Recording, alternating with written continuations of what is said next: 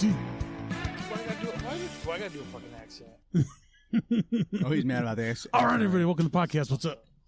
And we're back. I'm not going to answer that because you're going to talk over me anyway. Plus, you fucked up this week anyway. So. I did. Why would I talk over you? How can I talk over you when you're eating a sandwich and I'm going to talk over you? Let everybody know what you're eating.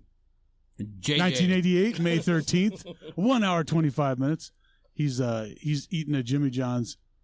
It was 1 hour 25 minutes, a little too long. I think he's boofing it. Where can you watch this movie? Let's see. Oh, it's Maniac Cop. I didn't even say. Yeah. Maniac Cop. There's 3 of these suckers. I think you see it on it's a cult classic. Either VHS or YouTube. It was on VHS. Do you have the DVD Blu-ray or anything? No, I don't. The collector. Laserdisc. Let's see. With the action figures. I was looking up where to watch this movie. You can watch it in a lot of places. And I watched it on. I have AMC Plus just subscription. So I watched it without commercials on there. Yeah, I watched it on Prime. But was it without commercials? Yeah, but we subscribed to so much shit off of Prime that I don't even know what. It could have been on another service. Maybe it was AMC. I love the AMC Plus subscription because there's a lot of shows in there that I watch. Hell on Wheels, that Turn. Yeah, I just got to rewatch and Turn. What's the one? The Terror. Can't even think of them. Oh, the Breaking Bads and Better Call Sauls are good. I just got Paramount Plus so I could watch South Park. I got Paramount Plus too. Some of the best content. I was just watching that this afternoon. South Park? No, Paramount Plus with I watched the Air Crash Investigations or Air Disasters. I think it is 25 seasons. Don't watch it around Dave. Flying motherfucker. So if you go on Etsy, I'm not gonna. There is a handcrafted dildos. There's a Matt Cordell Maniac Cop action figure. You're fucking bullshit. Somebody made one. Somebody made like one. a sock puppet. It's in a blister pack and everything. It's got the fucking chin. $35. I don't doubt that they're out there because even though show his face. He said it was bad and people make fun of it. It is a cult classic movie and there's 3 of them at least. Well, you have to be in a cult to fucking watch it. I mean, just like summer was Sleepaway Camp, which was dumb. They made 3 at least. And then that fourth, because it costs 75 cents to make it. Dude, they just get nobodies. Like, hey, how would you like to get burnt by a steaming pot that's 6 feet tall? Oh, sure, yeah, I'll be in that for $7. Fucking terrible. So it says you got Prime, AMC, Apple TV, Philo, Shudder. Jeez, there's a bunch in here, man. Pluto. Well, I don't think anybody owns a copyright on it because they're like, no, fuck it, you can have it. It's on a lot of these different services. Yeah. Gross? Yeah, it was. Oh, wait. Yeah. No, I'm sorry. I have these backwards. I think I have these backwards. The budget was $671,000. Yeah. But this was also 1988. I don't care. And then budget, that was the budget. The gross was $1.1 million. That's Jesus Christ. You got to be kidding me. And I might have those backwards. I'd say probably do. It might be a 1.1 budget and a gross 671 because I have it backwards in here and it doesn't look right. So and you're dyslexic. And I just don't know how the budget for that could be $1.1 million. Yeah, that's true too. There wasn't even a titty in it. I mean, it's a fucking terrible movie. Yeah, I thought when he slept with that chick, at least we see a titty there. Exactly. It's like, you tell me that bitch never been naked on camera before. Come on. Every movie we watched in the 80s, that was your payoff. Yeah. And I thought at least they would go in there, she'd roll over and titty would be out. Yeah, something. But not even one titty. Yeah, like E.T. Yep. With Drew Barrymore. Dude, come on, man. Even Commando. I was waiting for him to say, which one was that? The mom? E.T.'s titty? She's like 6. It was E.T.'s, yeah. The alien titty. Box office Mojo Info. Just take a guess. In 1988. Like, file not found. I'll bet you won't even get it. I mean, if you... 94. But now you have an idea that it's not going to be great. 94. Oh, I had an idea what do you during think? the fucking opening scene. Would you say 98? 94. How high does it go? 94. That's a good question. Here, I'll tell you. Let me scroll. Because it'd be right around there. It goes to 200. Then I'd say 199. It's 184. Holy shit. These are the top 200s. So let me scroll back up. Now, 1988 wasn't the best year for movies, but it was a lot of good ones. I'd say 85 was probably about the best year. First movie, Rain Man. Who Framed Roger Rabbit? Platoon. Which I wasn't really a big fan of that. Coming to America. It's so awful. Coming to America's good. So, Rain Man, I don't need that movie. Not a fan. But I love Coming to America. Big. I've watched that so many times. Twins. Crocodile Dundee 2. I think that's a little high. It was a good movie. I like Crocodile Dundee, but the second one is not like great. It was not good. Then Die Hard was number 7. It was good. Die Hard should be number 1. Mm-hmm. Naked Gun, that's a great movie. That's an awesome movie, yeah. Then Cocktail, Beetlejuice. But that's one of those I don't think was appreciated until after like it was done. Well, that and, like women don't like it. And Rambo 3 was all the way down at 16. Because they don't have any sense of humor. Yeah. So. Remember in Rambo 3 when he fought for the Taliban? He didn't fight for the Taliban, you stupid asshole. He didn't? I misunderstood that movie then. Yeah, that would go figure. Because remember he went to that camp and he's like, you guys need my help or something, right? And they're like, we must find the stick that has 6 kadams minus 1 kadam. For the Hebrew God which belongs. Excuse me, my liege. You know what movie we need to do? I don't want to hear it from you. I was reading Not today. List today of like the worst accents in movies, and one of them was the Robin Hood, Prince of Thieves with Kevin Costner. Kevin, that's the worst. Where he doesn't even do an accent. He's just him. Like he's like, fuck the disbelief. I'm just me in England. He sounds just like he did in fucking Waterworld and fucking Dances with Wolves. Every I movie. thought the movie was decent. I thought it was a good movie too, but it is funny that he makes no effort to use. It's just him. I mean, it's kind of like you suspend the belief with Arnold Schwarzenegger in every movie too. Well, I sell mattresses. Yeah, of course. That is true. I like the fucking Robin Hood with Gladiator more than I like that. Oh, Russell Crowe. Terrible. I don't know. I've seen the Prince of Thieves one more than I've seen the other one. At least the chick's hot and the dad's funny. Also, the the chicken. The Kevin Costner one is just okay. Yeah, not even okay. I forgot her name, but I can see her face. She's not ugly, but she looks like she would belong in that era of England. Like she have like hairy armpits and a big bush or something. She's just very plain. You know which Marianne I didn't like at all, and I think she's supposed to be hot. The one in Men in Tights. I haven't seen that one in so long. Because she's a redhead. I mean, it's they have no soul. You know she's crazy, isn't it? I can't think of her name. I can't think of it. Bernadette Peters? Is it Bernadette Peters? No, but she's like that. She's that type of. Because I used to kind of have. I know. There's 2 ladies that I kind of had a thing for. One was the Bernadette Peters. I don't know why. Was the other one like Meredith but there was no one Carter. Like it was the girl. Oh hell yeah! I was like Meredith Baxter Burney, whatever her name is. Dude, Nell Carter was a dish. I had a bang Meredith Baxter Burney before she got burnied or not? Yeah, right. Because I'm pretty sure she was a scissor lesbian.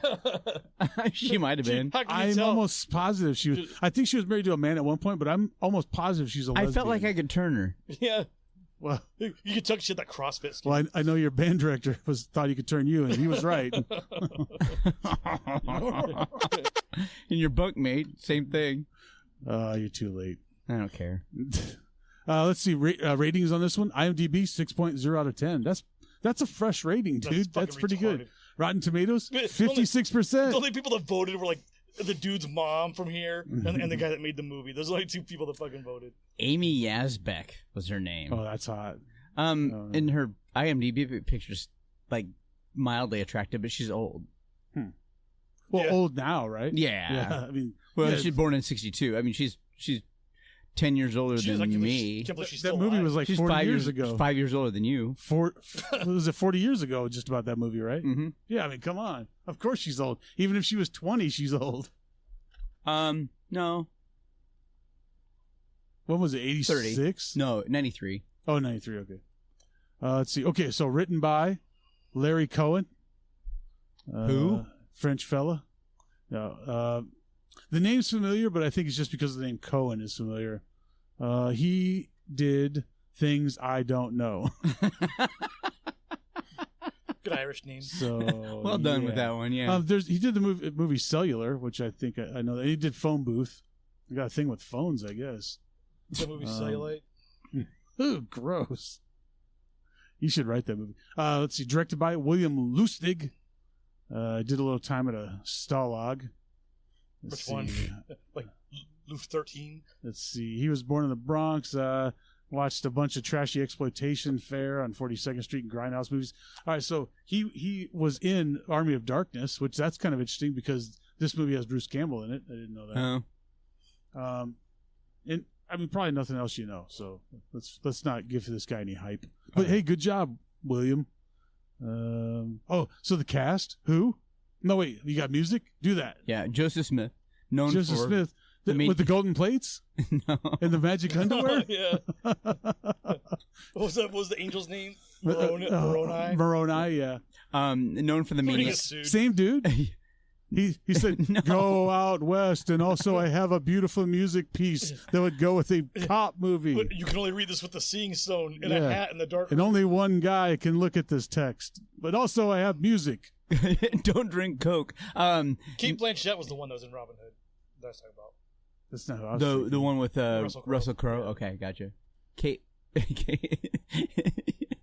The captain said we had Kate Blanchett with the budget, right? 21 Jump Street. Anyway, he's known for the Maniac cop movies, Red Scorpion, Mirror Images. That's fucking it. Like, he's not known.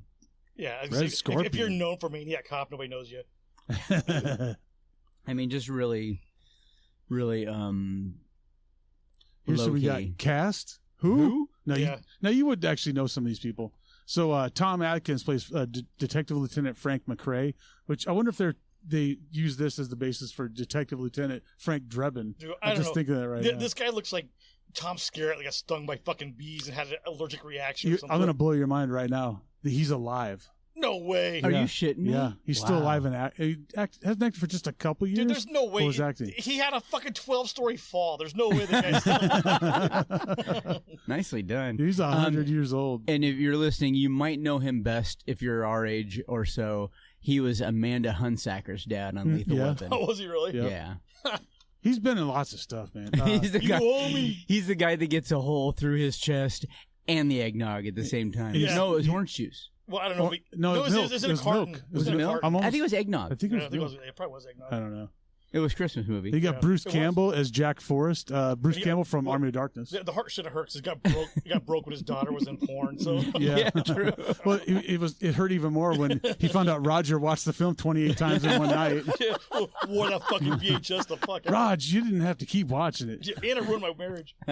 Hey, look, Hunsinger, I've watched this film, I don't know, 30, 40 times now, and she's a good actress. You got any more summer pictures of her?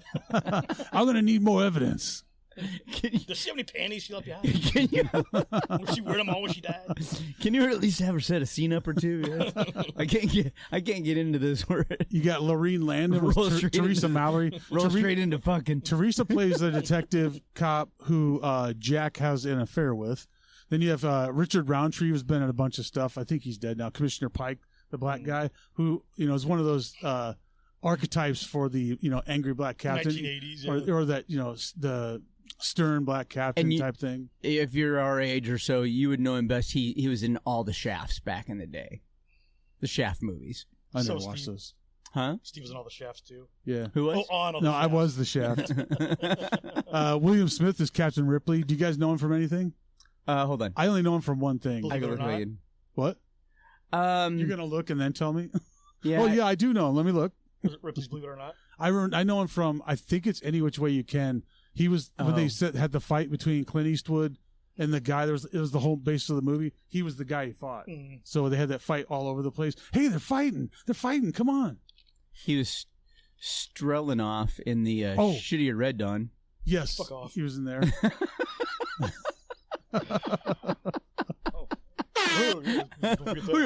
And the air horn too. Fuck you, It has to fuck be. you, and fuck Yeah, you. Robert Zadar, Matt Cordell. He's passed away. You would know him from Tango and Cash. He's been. Pancreatic cancer, right?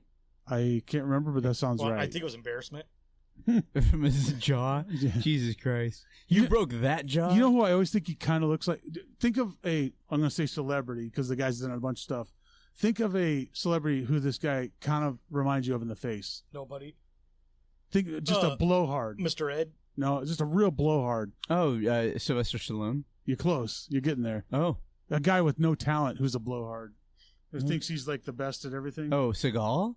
Yep. A little bit. Does he not have a Steven Seagal face? A little bit, he does. Yeah. And now Steven Seagal's stomach swole up like this. With his bullshit. That guy's got to be 350, 375.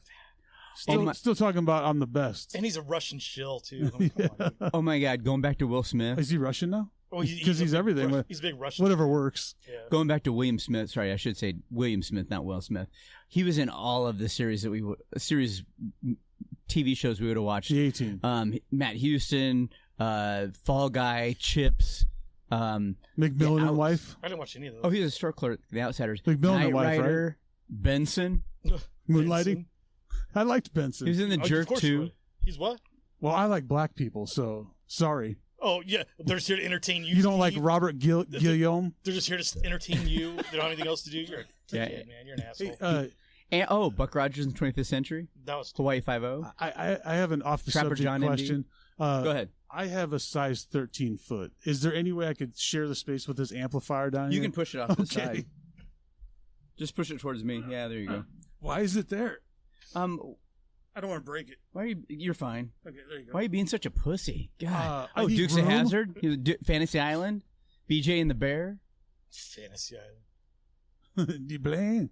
You know that little guy in there. I think. Did you always want to be him? I did. He shot himself in his backyard, and killed himself. Wouldn't you? Tattooed did? Yeah. He was in James Bond movies. Poor little guy. Let's see. What else we got? Matt Zadar, or I'm sorry, Robert Zadar is Matt Cordell. Then you have Cherie North is Sally Noland. She is the crippled police clerk who's an active officer, like a certified officer, police clerk who's crippled. Do you think she got crippled when that dude was fucking her? You think that's what happened to her? Oh, like big fucking jaw, dude. If he was doing it after the attack, trying to eat that pussy. Oh, that's probably what it was from. Smashed his face into that fucking thing, broke her back. Dude, so with Robert Zadar and the whole Maniac, I'll get. You know how he was just weird and just like, Well, dude, his face looked like a 1920s catcher's mitt. I think I told you guys 100%. I had this idea for this story, and I'll tell you when we're getting to it. It's fucking ridiculous, but I was laughing my ass off, and I'm like, I don't know if I'm gonna be able to get through it very easily. But well, dude, a ridiculous story that'd be kind of an off the wall weird thing. This is a different thing. This is different. Then you got Nina Arvison, Regina Shepherd. She was the news reporter, which we can talk about when that comes up. And she you thought she was going to be a bigger part of the story, and she really wasn't. You know? Yeah, and probably the most fuckable one on the movie. Would you say? Oh yeah. More than the female officer. Yeah, probably. And I would call her 80s hot. Like 100%. You look at her now and you go, but back then you're like, she's beautiful. But the undercover cop was 80s hot too. I mean. Yeah, if you think about it. So. She's okay. Yeah. I thought the reporter was hotter. Yeah, this might be a controversial take. I thought the wife was better looking than the one he was having the affair with. Yeah, but she was fucking batshit she was nutty, too, so. But also I think she was driven into being nutty because sometimes a guy will do a lot of suspicious things and it makes the wife nutty. So ain't that a fucking bitch? I would. That would surprise you. One of you motherfuckers probably calling her like when you know I'm on my way over here, like. Hey, Sean's at it again. Who is this? I chalked his tires. Yeah, I mean, she was no Angela Lansbury, but I mean, she had something going on. Ellen Forrest, Victoria Caitlin. That's Jack's wife. There's other people, but I don't really know them, and there's not gonna. Oh, but John Goff was Jack's lawyer, and that guy I've seen in a bunch of stuff. I don't know. He sort of reminded me of Ham from Fletch 2. Well, I don't think. You've seen any of these people before? The lawyer? Oh, yeah. None of them could act. Not one person in there could act. Dude, John Goff was in a ton of shit. He was in, let's see, The Fog, They Live. I'd have to go back. I've never seen I think one. He was in a bunch of Westerns and shit. He was in the Bikini Car Wash Company. Oh yeah. I've actually seen that movie. Yeah, that's that was not surprising. pretty good. It was on Skinamax years ago. Yeah, Tori Catlin. Caitlin. See what she look. It's oh, is it Catlin? Yeah, it is. It is Catlin. I bet she's probably dead. She got her throat slit, dude. She didn't look that old. I'll bet she's alive. I don't know, man. I'm clicking on her. No, she did die last year. Which wow. one is she? Oh, but she died kind of early, 71. She's his wife, the one that came in with the gun. And also, we'll talk about when it comes up. Here's what you're gonna love about her. During high school, she spent a year in Mexico. So doesn't count. And I've heard you spent a year in Mexico. A year in Mexican. Yeah, she died. She stopped acting after Maniac Cop. She did 4 movies after Maniac Cop, and she said, "I can't do this anymore." She was in Twin Peaks. Oh shit! I think they really did slur. Oh, I was like, oh, she was in Mutiny on the Bounty. It's Mutant on the Bounty. I was like, damn, what was she in Mutiny on the Bounty? The only women that were white in there were the ones in they were seeing the Lord Admiralty. Yeah, so I don't know who she some was. of those older versions of Mutiny and Bounty, it's like when they had white people playing like Indians and natives and shit. So. Yeah. You know who she kind of looks like a little bit? She stopped acting after. Yeah, that's what I just said. She kind of looked like the attorney in Fletch Lives. To me, she reminded me of somebody that was in like 70s porn. Like you're just waiting for like the pizza boy to show up after he left. Like I'll bet you were. Let's see. Sean's one-line movie summary. No prep. Oh my god. Never had it. Never will. It was like Cobra, except with no actors. I like Cobra. I haven't seen this many pitted faces since fucking they stopped making the what are they called? Nightmare on Elm Street movies. Like everybody in the movie had a fucked up face. Yeah, you see those people and you're like, wow, that must have just been a thing. It's probably all that Accutane or whatever it was at the time that just fucked them up. You pull an Accutane reference. That's hilarious. Okay, here's mine. What if RoboCop was just a corrupt cop with brain damage, and instead of a biomechanical body, he summoned the strength of Zeus and had a real fucked up face and killed anyone he wanted and had to do his ones and twos into a bucket in a warehouse where he lived? You'd have Maniac Cop. Let's watch it. What? Or the Millennium Falcon. Yeah. Hey, is the guy a ghost or what? Because she shot him. She said she shot him in the face. Shot him in the head twice. It was more than just a fucking. They emptied their guns on him. Yeah, it was more than just a bulletproof vest. They said. That's the weird thing about the movie is that. And then she goes, he was cold even with his gloves on. I mean, all that fucking weird shit. Yeah, it's funny because she said she shot him in the face, but you didn't see any of the facial shots. They were all to his midsection. What she meant to say is he shot it in my face. Yeah. Every time he gets shot, he nuts on me. He got that murder boner going. Let's see. Oh, I had. We did do Rambo 3. We did? Yeah. Yeah, that sounds right. Yeah, I know. Yeah, I just thought because I remember the courtyard scene and everything. You ready for opening scenes? Oh, kill count. 36. I mean, it's obvious. 11. Well, you're closer. 35. How much? 35. Yeah, you're still closer. 16. According to list of deaths wiki, it was 20. And I started counting them up, and it was kind of hard to keep track of because when they were going through, when he went to the police station, it was just murdering people. You didn't see they weren't on-screen deaths, but there were dead people laying there, and you don't know how many times maybe it could have been a double count because you saw the good guy there, you saw Jack there, and then you saw Matt there. Yeah. So it's like, did we already pass by this dude? And if you ever have trouble counting stuff, there's something I learned from a show. Just count it. Fingers. Use a rhythm. Just 1, 2, 3, 4, 5, 6, 7, 8, 9, 10. Your face is awesome. Sean shaking his 11, head. 12. 1, 2. This from the electric company. Was it? Yeah. Okay. I think it was the pinball machine or something. Yeah. There we go. 1, 2, 3, 4, 5. I don't remember what it was from, but I don't remember watching. Like, I wasn't an electric company kid.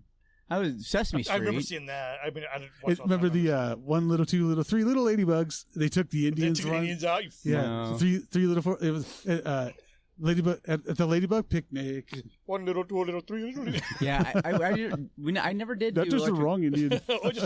We never did Electric Company. I barely watched it, but I just remember seeing those because it was so weird. I still remember it. Opening scenes. We're leaving work. Is that the opening scene, or is it when it took 20 minutes for him to put his fucking uniform on and I realized? Oh, yeah, let's go back to the intro credits. That is the shittiest Class A I've ever seen. Well, yeah. Like, the gloves are cheap. Yeah. His badge is crooked. Well, it looked all wool, which, you know, and why are you wearing your full dress blues? And why did you have your handcuffs out of your fucking pouch? Yeah. Who's ever took their handcuffs out? Dude, never. Yeah, unless you're servicing them or something. Yeah. Dude, mine are still sitting in my utility belt in the pouch. Yeah. Well, and I know a lot of, just my methodology at work, I never took my gun out of my holster. I always had another gun in the car. They let you have a gun? Whatever. They give him a wooden one. Here's a whistle. So this is a real cop will come up. It was funny because one day the chief pulled me into, the captain pulled me into his office. He said, "Hey, you might want to write a thank you note because they put some sort of lacquer, some liniment oil in." Is that a linseed oil? That's real nice. Yeah, I'll be sure to do that. That one's on Tubi as well right now, I think. Yeah, we do that too. Do we decide? Are we doing Braveheart? Or are we gonna do? I don't care. I'd do the other guys. Let's do the other guys. I would love to. That'd do be a the blast. It's got a real story behind it. Would you do it? It's way shorter. I'd do it, but it's It's kind of hard. All right, we'll do it. We could do it. That's what she well, said. It's hard. You got to watch the thing, make a few notes, and be funny. And that's easy for you. Just dissect it a little bit. Let's do the other guys. Yeah. That'd be a blast. The other guys. You heard it here. That's how we make decisions. Yep. All right, so they're leaving work. Cassie Phillips, she's a bartender, a bartendress. You would know this better than me. I think she's just a bartender. You say bartender. I don't want to misgender her or whatever it is. Misgender. She's a sky waitress minus the sky. the only people you've ever misgendered are spouses. She's a pinball machine warmer. I know you've accurately gendered your prostitutes. Oh yeah, they are men. Yeah, of course. So Cassie Phillips, she's leaving her job at this cop bar in New York City. There was cops in uniform drinking, hanging out. I don't know for sure it was a thing back then. I've seen it before. It's NYPD. I think it's been a thing forever. Like Boston, to be able to drink in uniform. Yeah, some cities have had that. I just don't know at this time if that was my boss right now is a retired homicide detective from New York, and he said when he first started, they could drink like a patrolman could have like one beer per shift. And like sergeants could have 2 or captains could have 3. I mean, it went up like that. Based on how much work they were actually going to do in the day? Yes, pretty much, yeah, exactly. That's so weird. But he said that it was only like that for his first couple of years. But like you'd be able to sit down and have lunch and have a beer with your lunch. That'd be fucking awesome. Yeah. But because I'd get a boot. Yeah. Well, I've been with you when you were drinking a boot. What are you, Canadian? Whatever. A boot. I'd have a boot 5. Yeah. So Cassie's walking down the street by herself, gets attacked by these 2 street punks while some guy just watches. He's taking the trash out or something. Okay, is she some sort of ninja? Like she does a fair job of fighting these fuckers off. I thought she was pretty fast too for heels. Yes. And after a shift at the bar. And are these 2 guys really going to chase her down? They're going to be getting the fuck out of there. That's what I thought. Well, I had it here. Okay, so I'd be embarrassed. First of all, so she gets chased into a police officer is in a park standing there, runs to him, thinks she can trust him, but then he lifts her up by her neck, snaps her neck back and forth while the attackers just watch it. Yeah. And I had a few notes. One is one of the guys grabbed her ankle from those down stairwells through the railing. Like, what if she was 1 foot farther from the railing? His plan was like, because his plan was to reach out and grab some chick's leg. And were they doing like hiding behind like dragon's teeth that somebody brought home from the fucking Siegfried line or something? What the fuck are they doing? I don't know what was going on. We gotta put these anti-tank barriers up just in case. You never know. It's fucking New York. Well, you got to protect your house there. And also, what kind of piece of shit watches a woman getting attacked on the street and just minds his own business? It's not like these guys had guns. Oh, that you mean the guy taking trash out? Yeah, like at least say, hey, yell something. Oh, hey, forget about her. Yeah. I don't know. She did a pretty fair job of peeling those fuckers off. She at one point the guy grabs her from behind and she's got her feet on the railing and pushes off. Pushes the dude into Judo the car. chop. She might as well have been fucking Statham or some shit. Yeah, well, as already. Oh, you want to grab people's ankles? I already had a downward fucking feeling on this fucking thing watching the guy put his fucking Class A's on. But yeah, the first scene, I'm like, no, fuck this shit, dude. This is terrible. It is bad. I've watched this several times. I just put it on today to have it in the background. I'm sorry. You have to say that again so their listeners understand how fucking crazy you are. You've watched this several times. Did you use that fact in your VA? I haven't watched this as many times as you've been on vacation since November. I agree. But yeah, the whole scenario of this with the fight and these guys felt like the opening to the Thriller video. Yes, thank you. I thought that it just felt like I was waiting for the music to start up. Or start like moonwalking or something. Yeah. And to stereotype, the black dude looked like one of the knife fighters from that. I thought they were both Puerto Rican. I thought one was white and one was Puerto Rican. Yeah. It might have been Puerto Rican. I thought they were both Puerto Rican, or one was Italian. And the one was whatever. Well, I don't see race. I don't see race. So. It was just 2 white guys. As far as I know. He looked like he should have been had his arm tied off with another guy, and they should have knife fought, like needed. One of the 2 Utes. And they're trying to figure out how to solve a problem like Maria. What? West Side Story. The Jets. Yeah. You had to turn this all gay on us. Jesus Christ, dude! Bandcamp. What are you talking about? You did that song for your thesis. Never went to Bandcamp. It just thesis on Grease. I always thought she's real trusting to walk home from that bar in that dirty ass neighborhood by herself. Not that she has to be scared, but no weapon. And, dude, I don't leave the house with at least 2 weapons. Yeah. And this would have been 80s. And I live in a great neighborhood. You know what I'm saying? Like, just prepare. This movie came out 88. This would have been 87-ish that they've shot it. Even then, you'd have like pepper spray or something. Knife, knuckles, put your keys in your hand. You know, I mean, be smart, especially as a woman walking alone in New York City at night. I just say it's New York City. And obviously, not the best part of New York City. And it's not like she's a fat fucking unfuckable chick. Yeah. She was one of the best looking ladies in the movie. Yeah. I mean, really, she's top 2. And maybe even top 1. Kind of dainty. She probably should have had some sort of weapon or company. All I know is when I watched it, it's like, she walked out of the bar, I was like, you know, this bitch just got bent over a fucking pinball machine because that's how she's dressed. Wow. So then at the scene, she gets killed. A marked unit goes code 3 to bring suspects to the scene where Cassie's body's lying in a completely different place than where she was murdered. She's laying like in a tennis court. Yeah. She was murdered over by a fence on the edge of the park. Like on the outside of the fucking tennis court. Yeah. Yes. I don't understand. Why would he... It's a staging of a dead body again for no reason. I don't know why. Frisbee tossed her over the fence when he's done. He might have he hucked her. He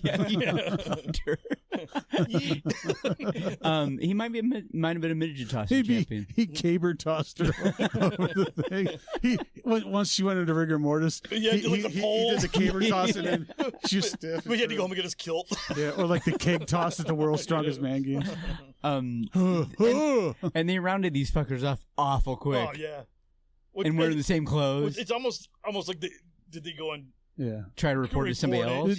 Dude, you think that crime's getting solved that quick in New York City? Yeah. It was a average sized white dude and a Puerto Rican guy. Oh, okay, I know who it is. Well, and also they're not going to find him because one of the other witnesses said, I think it was a black guy and some Mexican guy. I don't remember it. It was dark, man. I don't remember. I don't know. All I know is it was 2 Utes. Sorry, did you say Utes? Idiot. I'm the idiot. You're the one that called him black. Whatever. Come on, man. There's nobody black west of 43rd Street, you fucking idiot. Dave. Everybody's I don't even know what black. I'm talking about. I have no idea what I'm talking about. Received are all shades of gray. That's true. The only black guys. The other guy's a dark gray. Goddamn. He's got like dog vision. The only time Dave sees black guys is through the vent in the closet when they're banging Shelly at the swingers resort. She liking it? Yeah. Oh, good, man. Good. Hey, Buck Scova. Me back foot. Quit projecting. Give it to her real good, okay? Who's got a vent in the closet? It's got to hold her over to our next vacation. On his games, his Second Life games or Sim whatever, he's got. That's his character. His name is Dave. He hides in closets while somebody fucks his wife. Why would I have to do that? I have you to live through, dude. Then he gets pissed and goes plants trees in their yard. Yeah, dude. He has a Second Life guy that does that exact thing, so it's cheaper than going on all vacations. No. And his name is P. Kabu. I have a first life, unlike some people here. You're so stupid. You are dumb. Read a book. Oh my god. So at the medical examiner, some detectives, Detective Lieutenant Frank McCrae and Lovejoy, who's a complete pussy. Yeah. Oh my god. Yeah. They go to the medical examiner's office. Did the medical examiner forget to pay the light bill first of all? Because can we throw some lights on this thing? You could have got somebody that looked like a doctor or sounds like a doctor. Yeah. Like, no, what we had happen over here is this motherfucker. Fucking Lovejoy needs to get on ZipRecruiter. Jesus Christ. Something. I saw more lights on in Braveheart in the fucking houses. So let's dissect this a minute. This Lovejoy cat appears like he's not in training for. No, he's a detective. And you got to imagine that, like, it's New York City. Yeah. That's a homicide detective, right. Those not are my just notes. a generic detective. Let's explain what goes on first. Okay. They walk down a dark tunnel like they're going up to bat in a baseball game. Yeah. Like, you shot Jeter. I was just going to say, he's a biracial angel. When I saw him walking down the hallway, that's all I could think of. Is like, hey, he shot Jeter. But so I was waiting for some kid to catch a jersey. Hey, kid, throw a Coke bottle at him. From Franco Harris. Get a Coke bottle. The medical examiner tells him there's these unusual breaks in the neck that he can somehow tell just by looking at her. Yeah. No X-rays. There's not exposed neck. It's just from her neck. I mean, his tugs are loose. And she also has they're all loose. And she also had a crushed larynx. Would you trust a medical examiner that had a mullet like that? That's number one. First of all, no. And then this Detective Lovejoy, he starts getting sick looking at the girl. He's like, "Oh, come on, you got to cover her up." And I watched this with Jennifer last weekend or whatever it was, and so did I. And I said the same thing. I said, this guy's in New York City. He's seen worse than this. Yeah. We've all seen mutilated bodies, broken bones, blood, and cuts, decapitation. What's he gonna do when they start the autopsy? Yeah. This chick has no broken skin. She just has bruises on her neck, and he's like, "Oh, this is sick, and you got to cover her up, man." Like, dude, I've seen people's fucking legs in half. I've seen people with their foot pointing back at them. Or people that hung themselves in a hot garage. Yeah. For 40 you see bodies sliding away. I've seen a guy sleeved his forearm, and I could see his bone and all the meat and all the skin on his forearm was around his hand like a weird cock, like some weird uncircumcised cock. Look, there's about 6 pounds of them liquefied is on the ground underneath them.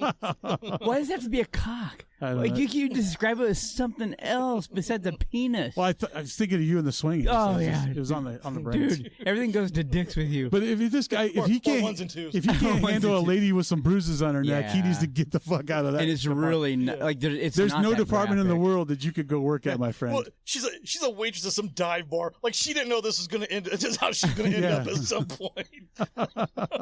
I was listening to it was Cam Patterson, the guy who was on Kill Tony, and he went to Saturday Night Live. He was doing a thing talking about his uncle or something. He's talking about choking his girlfriend. He's like, "No, I wasn't choking her. I was massaging her neck." I thought that was a nice way to put it. She was pretty tense. And none of us were ever in homicide detectives or even detectives in regular criminal investigations as such. So, but we see some nasty shit. Yeah, but I saw a guy get stabbed with a fucking kitchen knife, a big ass kitchen knife, about 40 times, and I didn't know how he lived. Was that the one that ate the last piece of pizza at the Super Bowl party? No, this was his nephew. His nephew came in, attacked him from behind, stabbed him. This was in. Did he come in the vestibule? All bloody? No. This is different. This is I was driving to Assist County with it, and it was a bit. There was so much. I've never seen as much blood in my life, and I was like, "This guy's dead. There's no way." Like, you couldn't see his face. It was all blood, and the scalp was hanging off in pieces. Remember that guy got shot right in the fucking forehead? Yeah, it hit his glasses. It hit his skull and went around. Oh yeah, yeah. I think they figured out the glasses frame. Was that what it was? Helped deflect it or something. Same thing. Next town over. But so have you been to an autopsy, Sean? Have you been to an autopsy? Did you ever attend one? I had to do. I just one. had to watch a video one. I did one with the overdose stuff. Oh, gotcha. But aside from that, we've all seen I've been on suicides in progress where they've same with you. They've filleted their arm already. Mm-hmm. Oh yeah. I went on one where he just shot himself in the chest. Oh shit. We've seen some shit, dude. There was a guy who found his wife cheating. He got drunk, drove around, put a rifle into his mouth, shot through his own head, and then rolled the truck. Lived. And then they were put in. The worst part of that is he was missing side of his face and a bunch of teeth and everything. And we had to hold him down because they had to put a tube in him. Yeah. And that was the worst part. And he stared me in the eyes and said, "I'll never forgive you for this." I'm like, "I'm not doing it."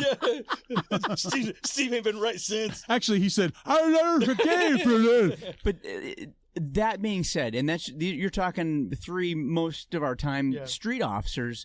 This guy is not only in the wrong fucking department of the department. He's in the wrong line. He's in the wrong line of work. Yeah. 100%. He couldn't even be a park ranger because shit happens to animals too, man. He needs to be in the hospitality industry. Or something. He'd do a fun. I don't even think he could.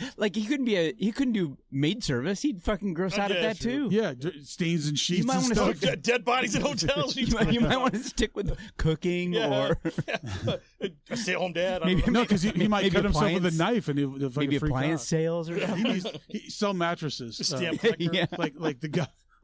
Jingle All the Way. So yeah, he needs to get out of there. Frank doesn't think that. So this is proof. He doesn't think that. Well, maybe I just put that in there, but he doesn't think the 2 Puerto Rican suspects could have caused the hematomas on her neck, and thinks it's a cop because she knew a lot of cops. There was a huge leap here. Maybe there was stuff we didn't get shown. Well, no, it's because the precision. The 2 guys that they brought in said it was a big, huge cop. Right, but he says, I don't think those guys could have done that to her neck. Right, because the other guy's like, yeah, of course. And she knew a lot of cops, but I think he's also using the fact that they said it was a cop. So he takes it for more than what it was. Like, jump. It was a jump to forward the story. Yeah, you have without to. a doubt. And there might have been other scenes where they sort of help fill that in a little bit. But I mean, it wasn't just a reach where he's like out of nowhere. So no, it's probably a cop. No, they said it was a big cop. Then a traffic stop. A young couple. This scene is fucking. They're dumb. on a date driving around and drinking and get stuck at a red light when a cop walks up in full dress uniform, which is the Matt Cordell guy, and he signals for the guy to come up to the front of the car with him. And they always do a thing in the not movie. a word. Yeah, all the way, whole movie. all the way until pretty much the very end. They don't show his face. You get sort of glimpses off the shadow of the side, this and that. You just know he's ominous. Well, they're going to hold back the facial. They do it because of the movie. Because he's got facial lacerations and everything else. Yeah. They hold that back towards the very end. But the only time he said anything is when he got fucking impaled by that fucking thing at the end. So he gets the kid up there, starts doing field sobriety tests on him. No. Kid starts doing his own field sobriety test. Oh, that's true. Because he doesn't tell him. That's a thing I thought about. He starts doing it. I'm like, well, why did he start doing that? Because it's not like the guy talked to him. Yeah, not his first rodeo. He just stood there like, you know what to do. Yeah. I guess the only other thing would be that the kid was trying to prove that he was sober in the heat of the moment. I don't know. It just didn't make any sense. So he takes out his baton, but then he pulls a knife out of this baton. It's like a hidden knife, and the lady's watching it, and he stabs the guy, throws him into the windshield, and then the girl drives off, saves herself. Well, she drove off when she was driving off. I was laughing because I'm like, oh, I thought she tore out of there, but that's just how women drive. Yeah, she was fishtailing all over. She made it 3 blocks before she hit a power pole. Yeah. She was driving like my niece in Grand Theft Auto. But she's always like, I'm not gonna wreck anything today. She starts driving fucking pedestrians, bridge, building. What's funny is she went like what? They showed her going 2 blocks. Yeah. Didn't hit a single curb. So I don't think it was a. Yeah. Well, I think it was a stunt driver. That's why they only showed her going 2 blocks. It was also like a 6. The car right when she turned. It was like a 6-lane road too, so she had a lot of cushion. Oh God, yeah. Then the commissioner. Hold on, real quick. I had something on that. God damn it. Oh, you sent us an email? I wanted to mention too, in case you haven't seen this movie. This Matt Cordell character has a baton. Is it Cordell or Cordell? Cordell. I call him Cordell. I don't know. Either way, he has a baton that has a secret, like almost a half sword in it. Kind of like the hidden cane swords a little bit, but a little shorter than that. And that's kind of his murder weapon on a couple different of the murders that he commits early on. Which is odd because he's so strong, he can just rip people apart. Yeah. So I don't know what that's about. So the commissioner, Frank visits Commissioner Pike. They talk about his theory and that it was a cop and, that did this. And he mentions that, he said, well, Frank, didn't you tried to off yourself a few years ago, didn't you? And he said, the gun went off. Like, that's all he said.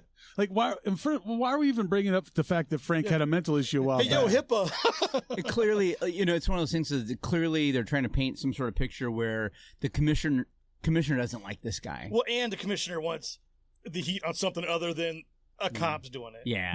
But it's weird that he makes the connection of, Frank, you tried to kill yourself a few years ago because of the stress of the job, so I can't take you at your word that you think maybe a cop did this, even though the suspect said a cop did it, and they didn't have the strength probably to break her neck. Yeah, and get back out there and do your job. Yeah. It's like either I can't do my job or I can, motherfucker. Goddamn. Yeah, and also it's the only lieutenant I ever saw that didn't think he had to be in charge of everything and micromanage everything, because the guy's just a one-man crew. He never has any, except for Lovejoy at the ME, he never has anybody working with him. Yeah. He's just like a rogue dude. He's like in Cobra, where the guy was like a lieutenant or whatever he was, and no squad, nothing. He just works by himself. Yeah, drives his POV. Yeah, works whatever hours he wants. It's that thing where they put in the wrong rank for the wrong job. Yeah. Like the Steven Seagal, like Colonel Austin Travis is leading missions. Yeah, fuck he is. Like the colonel that's fucking on the airborne jumps and shit. Yeah, these people that are lieutenants, they ain't doing shit. At the very most, they're leading a squad of guys that are doing stuff. Yeah, if there's a podium and a microphone involved, the motherfucker's all over it. But otherwise, they're there for the glory, bro.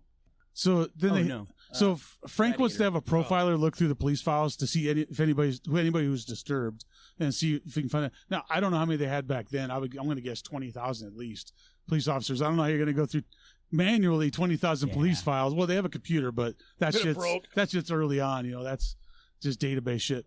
Don't they have any information from the girl about her boyfriend being murdered by a cop? that would also support the guy's theory. Because you have the Cassie thing with the 2 Puerto Ricans. Well, and he may dismiss that, but the girl who was just on a date with this guy and the cop killed him, she got away. And I would assume went to the police and said this guy was killed. And also, it was a cop who came up, knocked on the window, and killed him. So there's a second incident with a cop. But I think she's still suffering from the TBI from smashing her car on the pole 2 months later. She might still be at the tire shop getting her rims replaced. Getting her rims fixed. Then we got the nighttime. So there's a musician carrying an instrument, gets handcuffed by the Maniac cop getting into his car. I called him Trombone Charlie. Oh, yeah. And then chased, and he trips into wet cement where the Maniac cop just smothers him in there, and he ends up drying up in there. Okay, I always wondered why there was wet cement in the middle of the night. Every time I saw this, sometimes they do late night projects, especially in the city. Maybe, so it's not impossible, but it's a little odd. Unless there's like some 1988 formula that I'm not aware of, the shit wouldn't still be fucking that wet. It was real wet. It was wetter than you would even lay it. So I don't know what that was about. And in the morning, they use jackhammers to chisel the guy out of cement. So you're lucky because I had a scene where I had the notes on it. Maybe a different scene where a band or some of the band are being attacked by the Maniac cop, and it was based on you. And they try to tell him that they're in a band, and he wants them to name the songs that they've played, and it's always other people's music, and he keeps getting more upset because they're stealing music. My uncle was in ASCAP. I can see why you got rid of it because it's stupid. No, it would have been great. So anyway, they made a point in this scene. So at one point, Matt. The cop, the Maniac cop, handcuffs this guy, and they show the guy several times, and his wrists are all bloody. Yeah, like you don't get bloody wrists from wearing fucking handcuffs unless you're doing something stupid. Yes. Yeah. And then nobody found this guy before the cement set. Yeah, exactly. Yeah, he had to lay out there for hours. Nobody finding him. I call bullshit. I agree. So at the bar, Frank meets with Regina Shepard, who is a news reporter, and they allude to the fact that they may have been intimately involved before. There's like a 25-year age gap between these two, and a massive looks gap. Yeah. So I doubt it. It's 8-2, man. Yeah, dude. This is a February-December romance. Dwayne, you would love this movie. You gotta see it. You gotta see it. You gotta see it to believe it. Yeah. What do you say? They call it. You gotta see it, Alan. You gotta see it. They call it something's box. They call it Terry's box. Oh, the corner Hums. The Hums. You gotta see it. You gotta see it, Alan. Also, I had a note here. That jacket that Frank had on was the tits. Dude, you know that was what the guys had regular work coats, and then they had the casual. I'm casual coat. That thing was, I don't even know, I don't know words for fabrics, but it was like herringbone, or it was like black, and it had like frosted knots in it or something. It was like sparkly a little bit. Dude, is that tweed? I don't know. I don't know fabrics, but I don't know either. It was a special kind of blend of something. It wasn't. It was a sport coat. It was. I'm looking to fuck. Like that's exactly what that jacket was. Oh, like cashmere. They didn't show his elbows, but I assume there were patches on him. And he had on the elbows. He had a Tolstoy book under his arm. What is tweed? I have no idea. I don't like corduroy. I have no idea. Frank wants Regina to break. This is crazy, right? So Frank wants Regina. She's like, "Are we gonna fuck or what?" Frank. He's like, "No, not fuck." It might have been herringbone, and it might have been tweed. I just guessed. I have no idea. Frank wants Regina to break this story on her news program tonight, and he gives her a packet of information after she asks to verify all the information. So here's the scenario. He comes in there. She thinks they're fucking. He's like, "No, I just need you to put a news story on tonight." Mind you, it's at least 8 p.m. So she's got, it's dark as fuck out. So even if it's wintertime, which is not, but let's say the latest is at 7 p.m., he gives her a packet of information. She says, "I got to verify all this stuff, Frank." He says, "Got you covered. Here's the packet. I want it on the news at 10 tonight." Well, first of all, I'm an anchor. I'm not the goddamn news producer. Yeah. And I have 3 hours to get back after. Now I'm already moist because I thought we were fucking. So I got to go. I got to go frig one out in the car before I even head back. Are you saying that now to us, or is it part of the movie? Okay. She's got to fucking flick the clam a bit. Then she's got to get back to the station, go through this stuff, figure out if it's substantiated enough to put on the air so she doesn't get sued. Yes. Then put it on by 10 p.m. tonight so that they can let the whole city know about the Maniac cop. To me, that was one of the nuttiest things in the movie, that you give this bitch about 2 hours to get back to the station in New York traffic and to get this thing on the air by 10 to serve your own needs. And you're even going to dick her down? Dude. Yeah. Not even a future promise of dicking her down. Yeah. She wanted it, especially man. when she's that much hotter than you are. Oh, she is so far out of his league. And I mean, it honestly could have been his daughter. Yeah. I mean, not looks-wise, but age-wise. Ooh. Could have been his daughter. She obviously had daddy issues. In the meantime, I'll look that up. And I'm not saying he's ugly, but they're not in the same class of people. She can get good dick. This fucking guy, he's all white hair. You know, I mean, come on, man. And I mean, Steve knows dick. Oh, yeah. And Dave knows white hair. Yeah. I don't know. Yeah, so then we have the daytime. A middle-aged lady has car problems. This old fuddy-duddy lady. And she's listening to Regina's report about the Maniac cop killer that's on the radio, which this lady was a fucking TV news person. When a police officer comes up to her window, and they kind of make you feel like it's the Maniac cop who's got a cop car now. Yeah. Except he wasn't near as big. No, not at all. And he's there to help her, but she ends up shooting him in the head and killing him because she's so panicked that, you know, he's going to kill her because he's the Maniac cop. And also, why did the cop have contact wound on his forehead when she wasn't even close to his head? Yeah. I mean, maybe people don't know that, but that wound they showed was a contact wound on the forehead. And that's stippling. And she was shooting from her car through a window. That's also why you don't stand right in the middle of the fucking window like that. Yeah. Well, that's another thing, too. That was real dumb. He's standing right on the side of the window, not behind a or B pillar. Well, especially when he's right there, like he was going to dive in the window. And especially when you see somebody's fidgeting with something. Yeah, and reaching in her purse. And I'm not going to watch even an old lady reach into a purse and slowly pull a fucking revolver or pistol out on me. Screw that. You gotta have eyes. Or a cock pump. I was gonna do like a little quick scene about the lady in the car because it was so good. That lady has herpes. Did you see that shot? They closed up on her.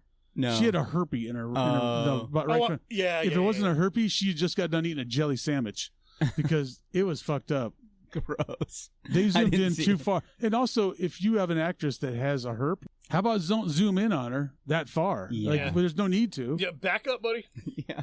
At the meeting, Commissioner Pike tells Captain Ripley that Captain Ripley's the guy who was in the Any Which Way You Can or whatever, that fighting movie, and he's real gruff. Oh, this guy's grizzled and gruff. Which one? Captain Ripley. Oh yeah. He wants. Even sounds like it. He wants. He is kind of like Farmer Fran. And a typical like the stereotypical brass looking to fire anybody they can. Oh yeah. At every turn. Yeah. Yeah, everybody did something wrong. Yep. With no chance for you. They live for that. You shit. couldn't not be guilty. Yeah, like as soon as suspicion is guilt. Like when they're out basically advertising for complaints. You know what I mean? Yeah. Like, Yeah. Imagine people listening that if you were at work and if somebody complained anything about you without looking into it, you're guilty. If there's a suspicion, you're guilty. You have to fight against it. Are you sure the officer didn't mistreat you? You don't have the same rights as the common criminal. No. That they're innocent until proven guilty. No, I looked at the dash cam. It looked like he might have grabbed your ass or something. Yeah. Are you sure you weren't feeling uncomfortable around there? So Ripley, he wants the guy caught. The guy's an asshole. Commissioner Pike tells Captain Ripley he wants the guy caught. Now they believe he might be a cop getting information inside the department. Okay, now they finally believe it. That the motel, Jack Forrest. Hold on. Maybe we're not there yet. You said 7 words that mean nothing. Okay, I'm sorry. My note I didn't label. Go ahead. Wow. Motel. So yeah, Jack Forrest. He's the guy who's going to get the blame for this. He's getting ready for his shift. His wife is like, they're not in a hotel. This is their apartment. But they're going to the motel. Oh yeah. So he's getting ready for the shift, and he's like, she doesn't want him to go back out. Now I swear that they've shot scenes that we didn't see in this because. He's getting ready. She's freaked out, like, I don't want you going out. She's clipping articles about the Maniac cop. Doesn't want him to leave. Then follows him. But she gets a creepy phone call at the house. And apparently it's been going on for a while. Yeah, but that's the thing. We should have seen that there was something, because she has this franticness to her and this panic about him leaving. And then we're going, why is she being like this? Then the phone call comes after he leaves. And she's like, "Stop calling me." And we're a quarter into the movie, yeah, and we get introduced to this guy. You know what I mean? It's like, but so we don't when he's getting ready and she's acting like this, we don't have the benefit of knowing that somebody's been calling her for weeks or months and saying, Jack is the killer. He's the Maniac cop. He's going to go out and kill somebody again tonight. We don't know that, and we don't so her suspicion is not he's cheating, and we don't have. any indication that there's fucking marriage issues. I no, mean, she's just a psycho. She sounds psycho. Yeah, just insane. Well, and I don't know if they ever talked about it, and maybe I missed it. Why would Matt be going after this guy? I don't know. I don't know why he ends up being a random patsy. Well, I think what they said later is that they knew he had the connection with Sally or Teresa. Well, no, yes, but he said there was issue. Yeah, that ties with the. Yeah, but why Teresa? There was a connection with them that I forgot what it was now. Well, I think it was just because. No, because remember when Frank, because he wanted to frame it on a cop. When Frank went and talked to that clerical chick, Sally, right? They mentioned. He said, "Oh, I know a friend. I know if we have somebody in common." Yeah, because he said Teresa, and because that Teresa, that girl's the handicapped girl's the only one that she told that they were fucking, and so she obviously told. And so he ended up being like what that was an easy patsy to make things fall. Yep. Okay, gotcha. Yeah. To blame it on another cop. That doesn't make sense, but I'll go with it. Yeah, well, and they also said that in his file that he had like mental issues, psychological issues. Yeah, yeah, I knew that, but it doesn't. It didn't. She just found it because he told her that she was like, "Oh, I think I know a way to get the heat off of Matt and put it on him." That's the only way. So yeah, she gets the creepy phone call, wants to know if Jack's going to keep killing people tonight, and she's been getting these repeated phone calls. We learn that now. Then Jack goes to the Budget Inn motel and goes into room 112, and Ellen is suspicious and follows him and somehow gets the key to the room. Before that, even when they were standing in the apartment, like sort of arguing, I noticed that she was ready underneath for a night out, but she had a robe on.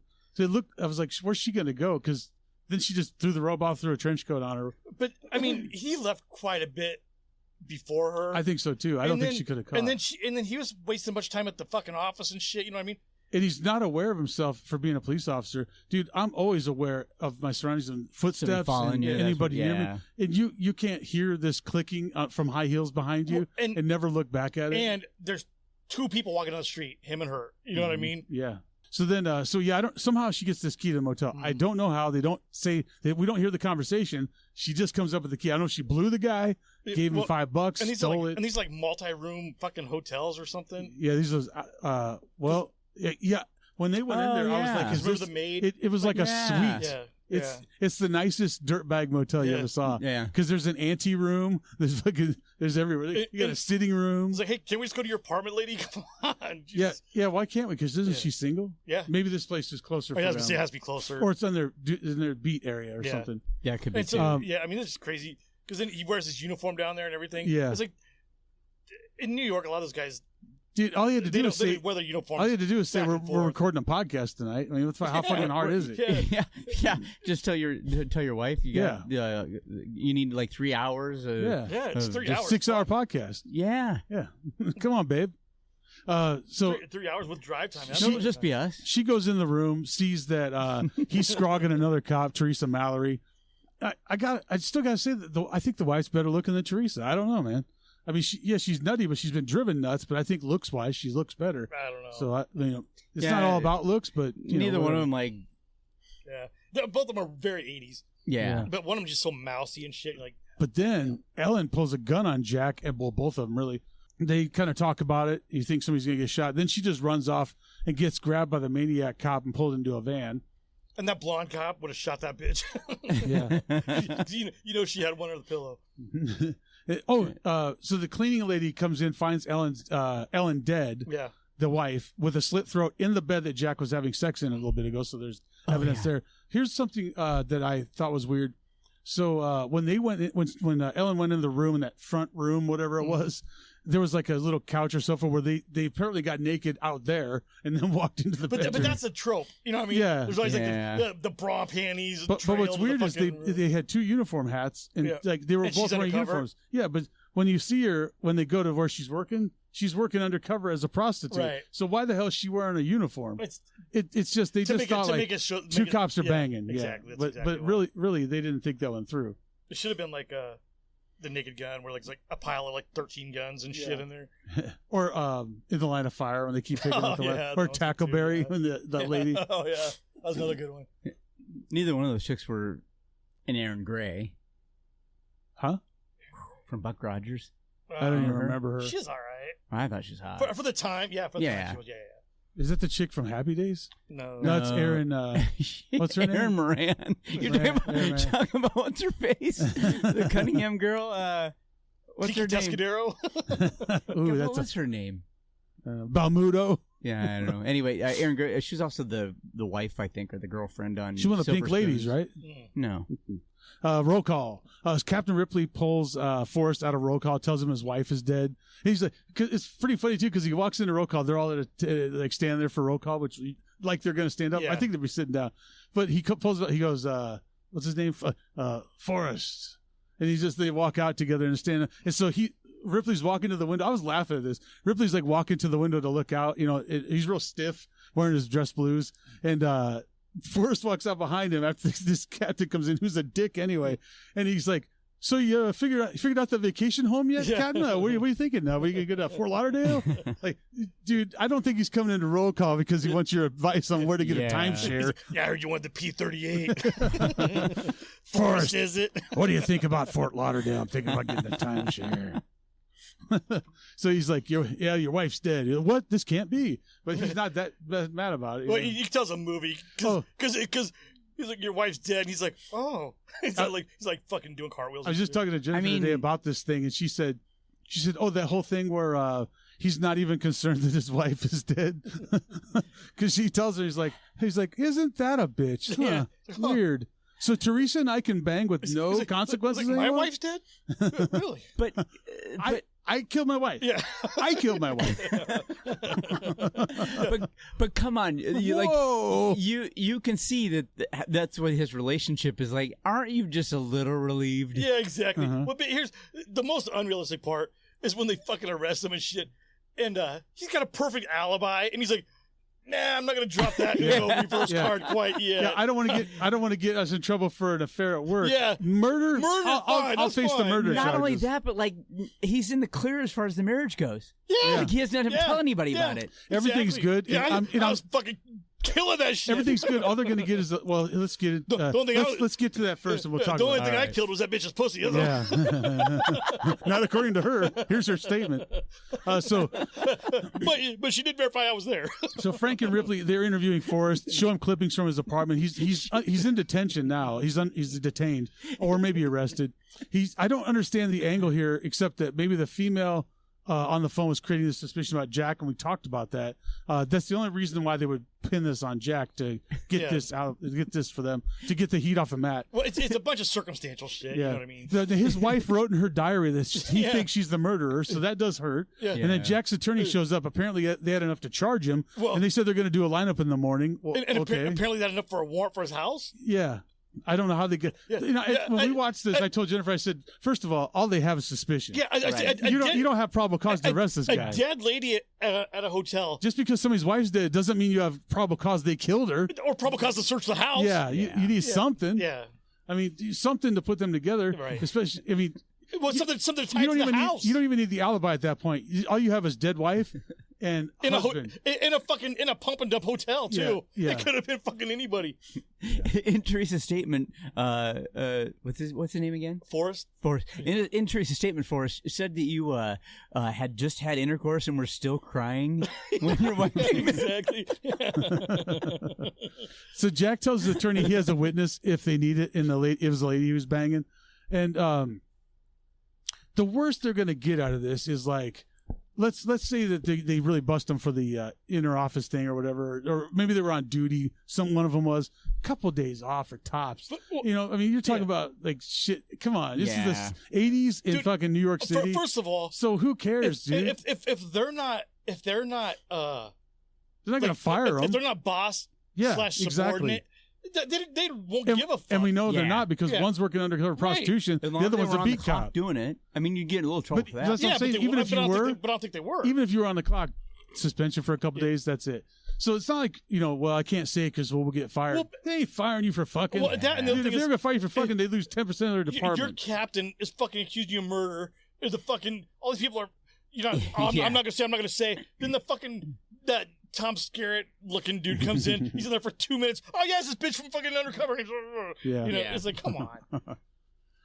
So then at the bar, Frank and Ripley are drinking, talking about the case, and Frank thinks Jack is being set up. And you're right, dude. They are touching shoulders, sitting on bar stools at a bar. Have you ever been that close to a guy in a bar, Sean?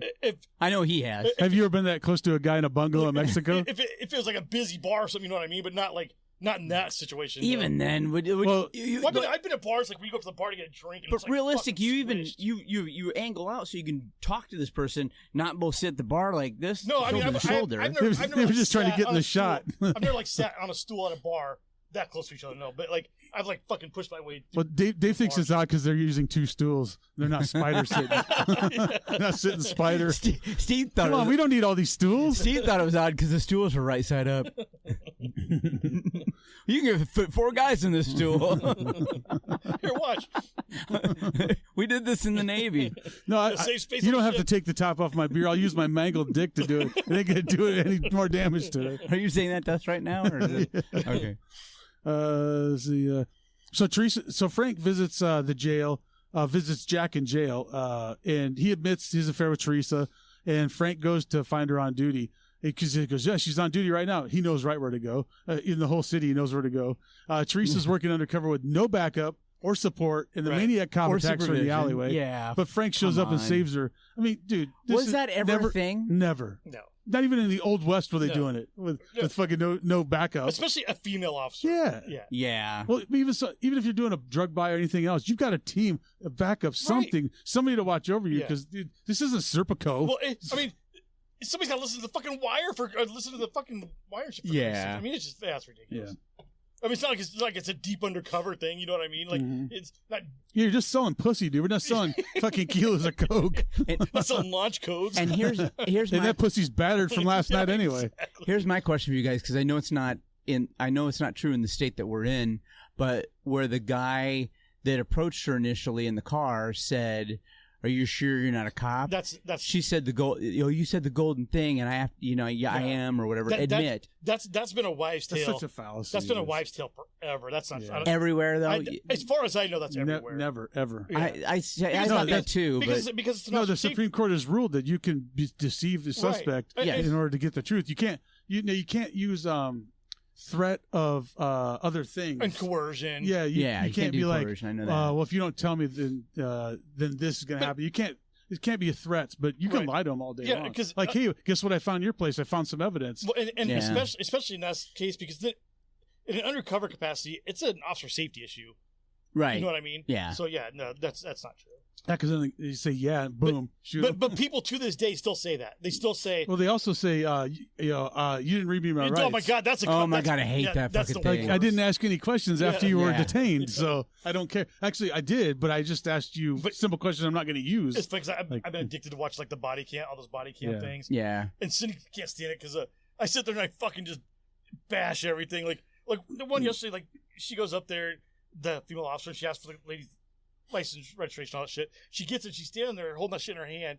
Hey, do you mind if I search your car? I'm like, oh no, bitch, no, you can't do that shit. They're gonna be free to go. Yeah, exactly. Yeah.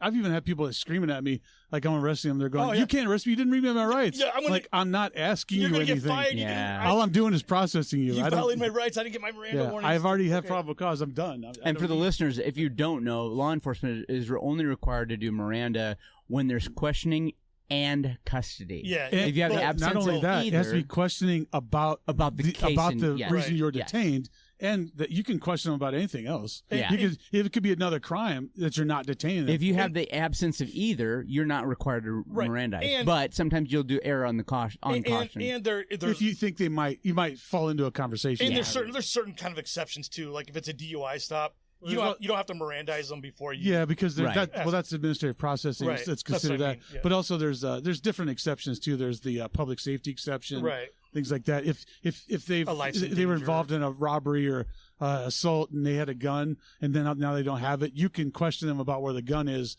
without the Miranda stuff because it's public safety. You can't just leave a gun laying around. Right. So there's stuff to that. Go to law school, you'll figure it out. Yeah, that's good. Read a book. So Frank shows up. So the Maniac cop attacks her in the alley. Frank shows up. They both fire their guns at him. They empty their guns in him. He doesn't die. And then did you see he fired 2 rounds with his empty gun? No, I didn't. Oh, I didn't see it. The slide is back. He fired 2 more rounds, and then it got knocked out of his hand, and it slid across the cement, and he fucking gets thrown over there by his gun and fires again. No, it's like, God. What the fuck just I didn't happened? even notice it. He must have knocked a spare magazine out of him when he threw him over. I think you knocked something loose, Tiger. There's a couple extra bullets rattling around in there. So yeah, and she said I shot him in the face. Well, I think she says next. So at the diner, Theresa is with Frank there. She says she shot him in the head twice, so a vest wouldn't even have helped, and his hands were ice cold. So kind of alluding to the fact that he might be supernatural or something. They just shot a guy in a police uniform 5 fucking minutes ago. Yeah.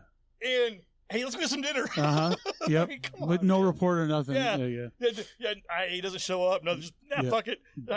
Hey, let's go to Denny's. Nobody called in the discharging of 12, 15 rounds right next to their business. Yeah. Because there was people right next to that business. So hey, boss, I'm gonna need 16 more rounds from a heater.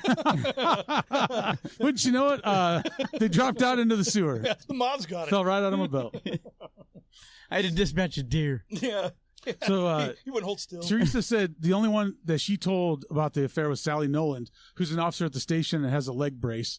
I mean, when I saw that, I was like, what officer with polio fucking has a polio leg brace and is an active duty commissioned certified officer? Well, like I said, I'm pretty sure that ghost guy fucking knocked her pelvis loose or something. Now, I've seen some wild shit, but you have to be able to pass certain things, do that. Yeah. Like, I've seen a guy with one leg. I've seen a guy who's had a prosthetic leg who was an officer, but he could run people down. But I've seen guys with prosthetic legs.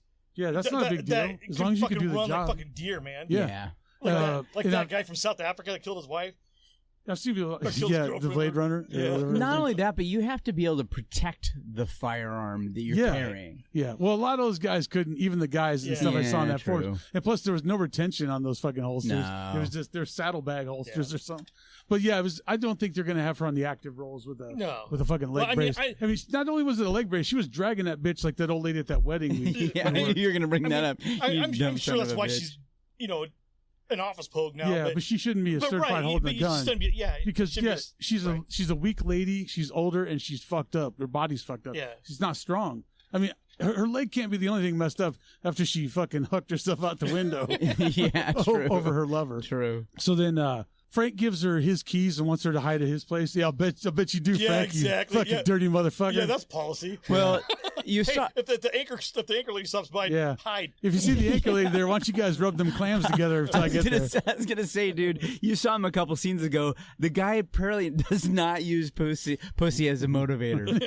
That's true. He gets so much pussy it doesn't even matter anymore. Pulls more tail than him. My dick doesn't work anyway. I wake up every morning. I piss excellence. I get all kinds of, so this is where I have a different scene. I thought, well, they went in the diner, and what if somebody else owned the diner? Somebody who we know has owned food places before. Why do I gotta be the chick? Because you're the most chick-like. And when has Rambo ever owned a food place? In an alternate universe, in the stories, remember his old business idea. Business idea. Yeah, I have ideas all the fucking time. Doesn't mean I fucking Didn't he have a hoo-hot grill in his basement? Yeah, but it wasn't a fucking store. Yeah, but he also had the flat. He was the Waffle House / car wash / by the hour motels. And that's what he two wanted. of those three things are in this thing: a diner That's what he wanted to do. Yeah, that's what he did. Yeah, just a second. I'm gonna plug this in. He also wanted to do Baker Team Industries and sell the wagon wheel and shit. Wagon wheel dildos. And he didn't do that either, so there you go. You're plugging it in back there? Yeah. Well, how are you going to use it? It's my computer. Oh. It's a backup. All right, so Dave, start us off. Yeah. So we got Rambo, Frank, and Theresa. Frank and Theresa are going to the diner to eat after they just unloaded on that guy.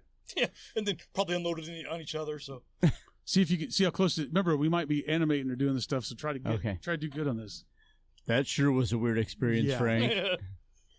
That sure was a weird experience, Frank. He was trying to kill us in that alley. That guy was crazy. You said it. We need to figure out how to stop him. Nobody talks like this. I know.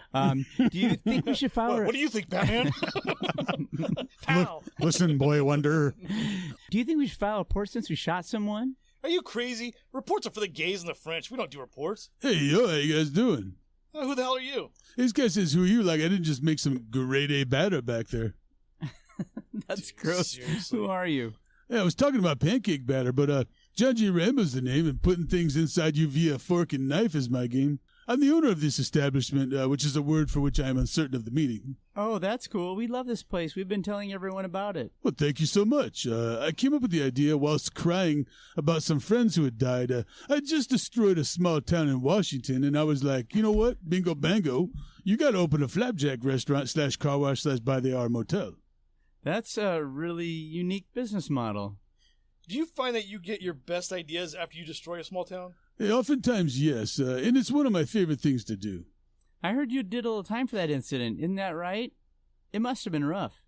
Hey, thank you for saying that. It was a tough time. The only things that got me through were the conjugal visits with an old F-buddy and my subscription to Soldier of Fortune magazine. Did you happen to catch last month's article about setting up a tiger pit in an urban setting? Yeah, no, I must have missed that one. We have a big day ahead of us after we eat. I better order lots of food here. Everything on the menu sounds so good. Well, I assure you, I will stretch out your mouth hole with delicious food.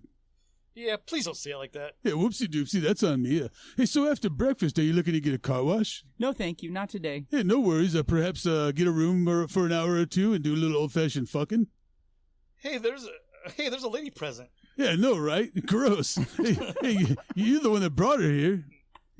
No, I mean, don't talk like that with a lady present. It's okay, Frank. I grew up with 4 brothers. Hey, no way. I served in Nam with 4 brothers. There was Delmar Berry, Joseph Danforth, Delbert Krakauer, and Giuseppe Coletta. 4 of the best black men I ever knew. Yeah, those are real black names. the German or the Italian one? Jesus Christ. I wonder if it'll get explained. She meant 4 brothers like male siblings, not brothers. Oh, man, pine cones and toner ink. I was confused. By the way, I didn't know those guys, but I don't think they're black. Hey, what the hell are you talking about? Jesus Christ. She's right. I'll give you the Delmar Berry guy, but Danforth sounds Irish or Scottish. Krakauer is German, and Giuseppe is Italian for sure. No, your cousin Delmar Berry. Yeah. Well, maybe they were adopted. They were all black guys. And a little green, actually, now that I think about it. Wait, did you only see them with their nighttime camo faces grease on? Yeah, why? Oh, I see what happened. That's on me, okay? So are you two a couple, or what's the scenario here? Frank and I have great respect for each other. Well, some of the greatest love stories start out as workplace romances. Take me and my lover. Shit, here we go again. We're never going to get ordering any food. No, hold on. You're going to love this. I like hearing how people meet. Please tell us. Well, thank you, ma'am. So there I was in the shit. That's Nam for the layman. And I never thought it would happen to me. You know, this colonel comes sauntering in the mess tent, and his thinning hair is swept to the right like some Greek god. Hey, guy, where's this going? Did you date his sister? Hey, hold on. So he asks if anyone can help him with an injury he got on patrol, right? And being one to help, I agree, and we go to his tent. Is this where we think it's going? Is this going where we think it's going? Well, maybe. Just listen and you'll find out. So we're in his tent, and he puts this record on that is just sounds of the mandolin. And I'm a sucker for the mandolin. Of course, who isn't? Right. Anywho, he says I got this pulled muscle in my back, so we start to wrestle this thing out, and somehow our shirts fall off. Gross. This colonel was much older than you, right? Oh, yeah. He was like in his late 70s at the time, much like I am now.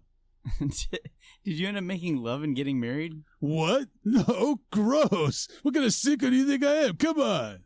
I was not expecting that. See, don't jump to conclusions. I ended up marrying his niece, Sarah, a wonderful lady, just an absolute gift from the Lord. We had 3 kids, went to church every Sunday, and we started this chain of businesses. Yeah, that's actually amazing. Good for you. I love that story. Yeah, I'm just shitting you. I totally let that old colonel pound me in the tailpipe, and he continued his UCMJ violating relationship with my mud maker for several years until his death, and I run these businesses now. Cool, right? No, you're a sick man. Whatever makes you happy, it's still beautiful. Hey, you guys want to hear a line from our wedding vows? Not even if you paid me. I would love to hear it. Colonel, you trounced on my innocence when we served together in the bush. Now you rearranged my guts through the hole in my tush. That's code for butthole, raving out. Hey, would you like to hear our specials? So is Trounce like a play on Troutner? Or Troutman, whatever? No, not really. No? Okay. You know the word trounce? Yeah, no, I don't have. Couldn't spell it in a million years. I've heard of it. It starts with K, right? Silent K, KT, Katrounce. It must be Czechoslovakian. Tush is for the butthole. I get an F, Marry, Kill, but I just thought of a new one. Oh, good. Go ahead, and I've got a game. I've got a game before we go to break. How about F, Marry, Kill, beat the ever-loving shit out of? She says there's 4 girls. There's Sally Noland, the cripple clerk, Ellen Forrest, the wife, Teresa Mallory, the undercover lady, and then Cassie, the bartendress. I don't remember her. She's the cutest one. How are you using the news reporter? I did. She's Teresa. That's Regina. Yeah. Who's Teresa? Teresa's the cop. Undercover hooker. Wow, there's a lot of women in this thing. Yeah. Okay, there's 5 women. Okay, how about this? Don't put Sally in it. Give your top 3 you would want to bang. Oh, easy. Just bang. Teresa, Regina, and the crazy wife. The cripple? Oh, not Cassie? I don't remember. Cassie's up there. I don't remember Who? the bartender. Cassie the bartender. I don't remember. Oh, I don't remember her. She's cute. Okay. Yeah, I said I would look up bartender from. I'm swapping out the crazy wife and putting the bartender in then. Yeah, okay, I'll do Show that. me Cassie the bartender. I was gonna say I would ask Google that, but Google's like, "What the fuck are you talking about? Yeah. Hey, dumbass, gonna like." Nobody's seen this movie. It does. You can't find it. No way.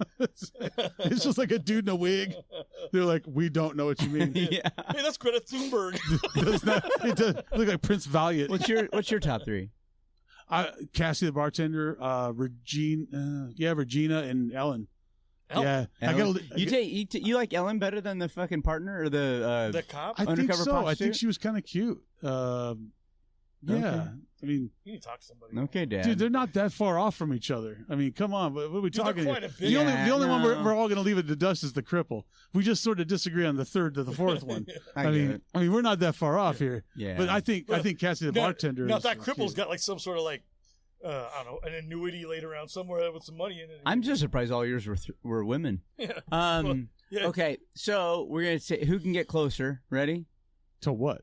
The Pussy? age gap between who's the main Regina guy? and Frank? Yeah, 25 years.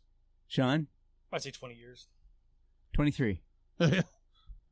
He was went born. over, you lost the showcase, buddy. He was born in 38. She was born in 61. Oh, in real life? Oh, Yeah. Okay, yeah. That's the real life. Yeah, Mm. yeah. So I'm with you on the whole. Yeah, it's weird that the movie didn't really give their birth dates. Yeah. Well, dude, Hey, Frank, it's good to see you. You remember my birthday was last week? yeah, it was my 57th, and this is the 88th. Bunch of exposition that we don't need. Yeah. All right, well, that's a good place for us to take a break. When we come back, got the station, flashbacks, jail. They talk about the prison, what happened to what's his nuts, and then later maybe there's a scene with the police tribunal. So you won't want to miss that one. I'm so sure. give us a few seconds. We'll be right back. Caca. And we're back. Hey, Thank yo, God. you kill them reds? Trying. You prefer to kill reds or yellows? Probably reds. Yeah, it's more satisfying, Yeah. especially after the Cold War. You know. Actually, maybe blues. Just some blues. You want to buy a chunk of the Berlin Wall? I would.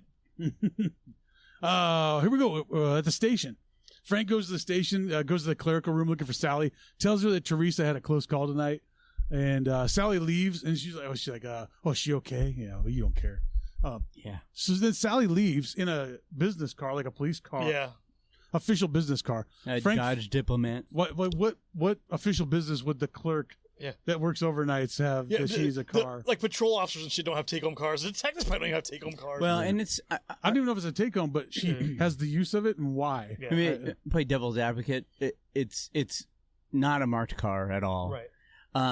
It might have been a police auction thing that she bought because she had access. Maybe. It looked like it was a government car. Why is that? Why is the Yeah. office lady working in the middle of the night? I thought that too. I mean, it's Was what? Why she working in the middle of the night? Also- I can see with New York City, maybe they have okay, you're somebody. No, but she's the only clerk because when he goes in there, he goes, I need you to run something here. I need some info. She goes, you'll have to fill it out and I'll get to it in the morning. Like, what are your hours? Yeah. Do you live here? You're gonna go home, take a half-hour nap, come back. Yeah, I mean it's power fucking nap it out. 3 a.m. right now. I don't. Wait until the master comes back. So Sally leaves and Frank follows her to this old marina. It's on Pier 14 in this warehouse, and he sees her talking to the Maniac cop, saying that the police think they have the guilty man, so he needs to stop doing the stuff he's doing for a while because that's the whole reason she set this guy Jack Forrest up. And then she calls him Matt and says he should only attack people who were criminals or did him wrong. And then Frank knocks over a board because, of course, we have to have that. Yeah. And Sally just starts chucking bullets in that fucking area like a psycho. Yeah. She doesn't check or anything. Maybe it's a cat, maybe it's a rat. Yeah, or just the wind, or just a human being that lost their way. Yeah, I mean, what they have a security guard there. We see later. So what if he's just walking and trips something out? You just start fucking firing shots off at him. Jeez. At the intro of the scene, they showed a police officer on a traffic stop, and I had a note here. I mean, oh yeah, the good old days when we weren't so busy stopping suicides, being family mediators, and dealing with shitty neighbors. Yeah, people's grass clippings. Oh yeah, grass clippings. Those are my favorite. Parking complaints. So Frank's leaving, and he almost shoots the security guard. He turns around. Oh, you spooked me! It points a gun at him, and Frank said, "Well, I just had to pee." Like, dude, what? First of all, why doesn't the security guard mention hearing a bunch of gunshots? like, hell, you're a cop? Great. Because just a few minutes ago, I'm pretty sure it was a firefight. Within the last 60 seconds, I heard about 8 gunshots. And some of them went right past my head. So. No, you can't pee anywhere anymore. Yeah, no shit, I got shot. And then where was he when they arrived? Shy bladder. Yeah. When they both arrived, where was he? Because it seemed like he was working the gate. Yeah. And then how does the Maniac cop get in and out of this place? Is he just going over the fence? Yeah. Or climbing under it? And the guy was... I mean, the cop was hidden watching him. He might as well have been a bell tower. Yeah, exactly. He fires like 2 rounds, like ricochet, like right next to him. It's like, dude, what the fuck? And then also, why doesn't the security guard tell Frank to stop peeing on their property? Yeah, exactly. Like, dude, there's places all over. You got to drive down here to pee. There's a porta potty right there. What was that noise earlier with it sounded like gunshots? Oh, I got gas. Yeah. I look. I have a little shack here. It has a toilet in it. You're welcome to come in any time. Just don't go in. I got to piss somewhere too. So when they first arrive at the docks, I have this in my notes. So I'm typing this as I'm watching it at the docks or whatever. Are we dealing with an injured, scorned cop that wants to make the department look bad? So she recruits her soft-brained brother to help her do her bidding, and then because you didn't know if it was him. Yeah, and then say, oh, there it is. I was wrong. It is a Maniac cop, but she's like a girlfriend or something. Yeah. And also his brother. Yeah, which is both. Same. I don't know. Some both. So Fingers can't be choosers. Back at the station, Frank's looking through clippings of Matt Cordell and with this other cop, and they said Matt was a shoot first, ask questions later. A couple questions. One is, why does the department keep news clippings of this shit? Right. As if they're official records. Yeah. And then, why are we bragging about there's a guy who shoot first and ask questions later? And then it's like, later, like, yeah, he's coming here all the time and read all these clippings about himself. It's like, and nobody thought he was a psycho? He came here and read them all? Like, you couldn't just go to the library and see him on microfilm or something? Come on. And also, isn't that weird? Yeah. A bit narcissistic. Yeah, so that's awful weird, yeah. This reminded me like, hey, Tony, I just wanted to look at the clippings about me shooting people out. Did you see this one? Yeah, pop that bitch. You know what this scene reminded me of? It's like, I'm a huge Finkel fan. Kind of. Because the news clippings and because that's what he said. Yeah. Isn't that why he's looking at the news clippings? I'm a fan. Laces out. Einhorn was a man. So Matt got put in prison for violating people's rights. Yeah, I guess so. If you got to shoot people before you ask them a question. And then, was it that or was it something else? No, that's what they said. Yeah. They said too many of those things. Frank finds out. Is violating someone's right is a criminal? Yeah, it's civil. I mean, I guess under color of authority. Yeah, it's I suppose it's not if you're not under color of authority, but under color of authority, yeah, it's a crime. It was some of them are civil, so most of them are civil. Plus, if you're shooting people and then questioning them about a crime, that might be the issue, too. Yeah, well, that's a murder. Not so much violating somebody's rights. That's a fucking assault, brother. So Frank finds out that Matt was dating another cop who was so upset when he was convicted that she threw herself out of a window and crippled herself. And he's putting it together like, hey, I know a lady who's crippled. And she's another cop. Something's going on. So in the flashbacks, Matt Cordell, the Maniac cop, is lying on a pallet in warehouse at Pier 14, thinking about the past. All I can think about is how fucking uncomfortable is this? Yeah. You know there's rats in there. He got a blanket. Yeah. I mean, I don't care. I mean, either he's supernatural or he's retarded or he's both or he's not anything. Yeah. What is he? Because you can't just sleep out there. And what are you eating? Yeah, it's like a universal soldier. That's his fucking refueling fucking crate.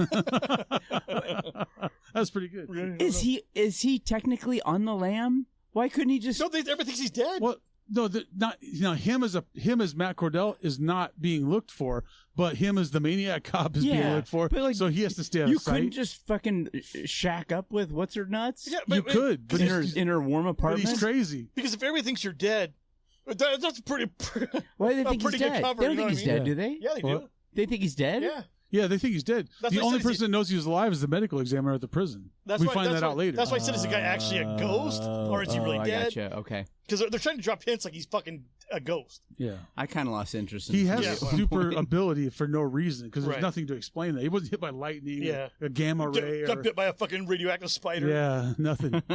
Yeah.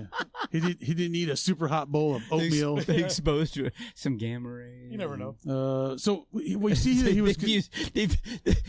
They were going to try to fuse adamantium to his fucking skeleton, but they ran out on his jaw. Yeah.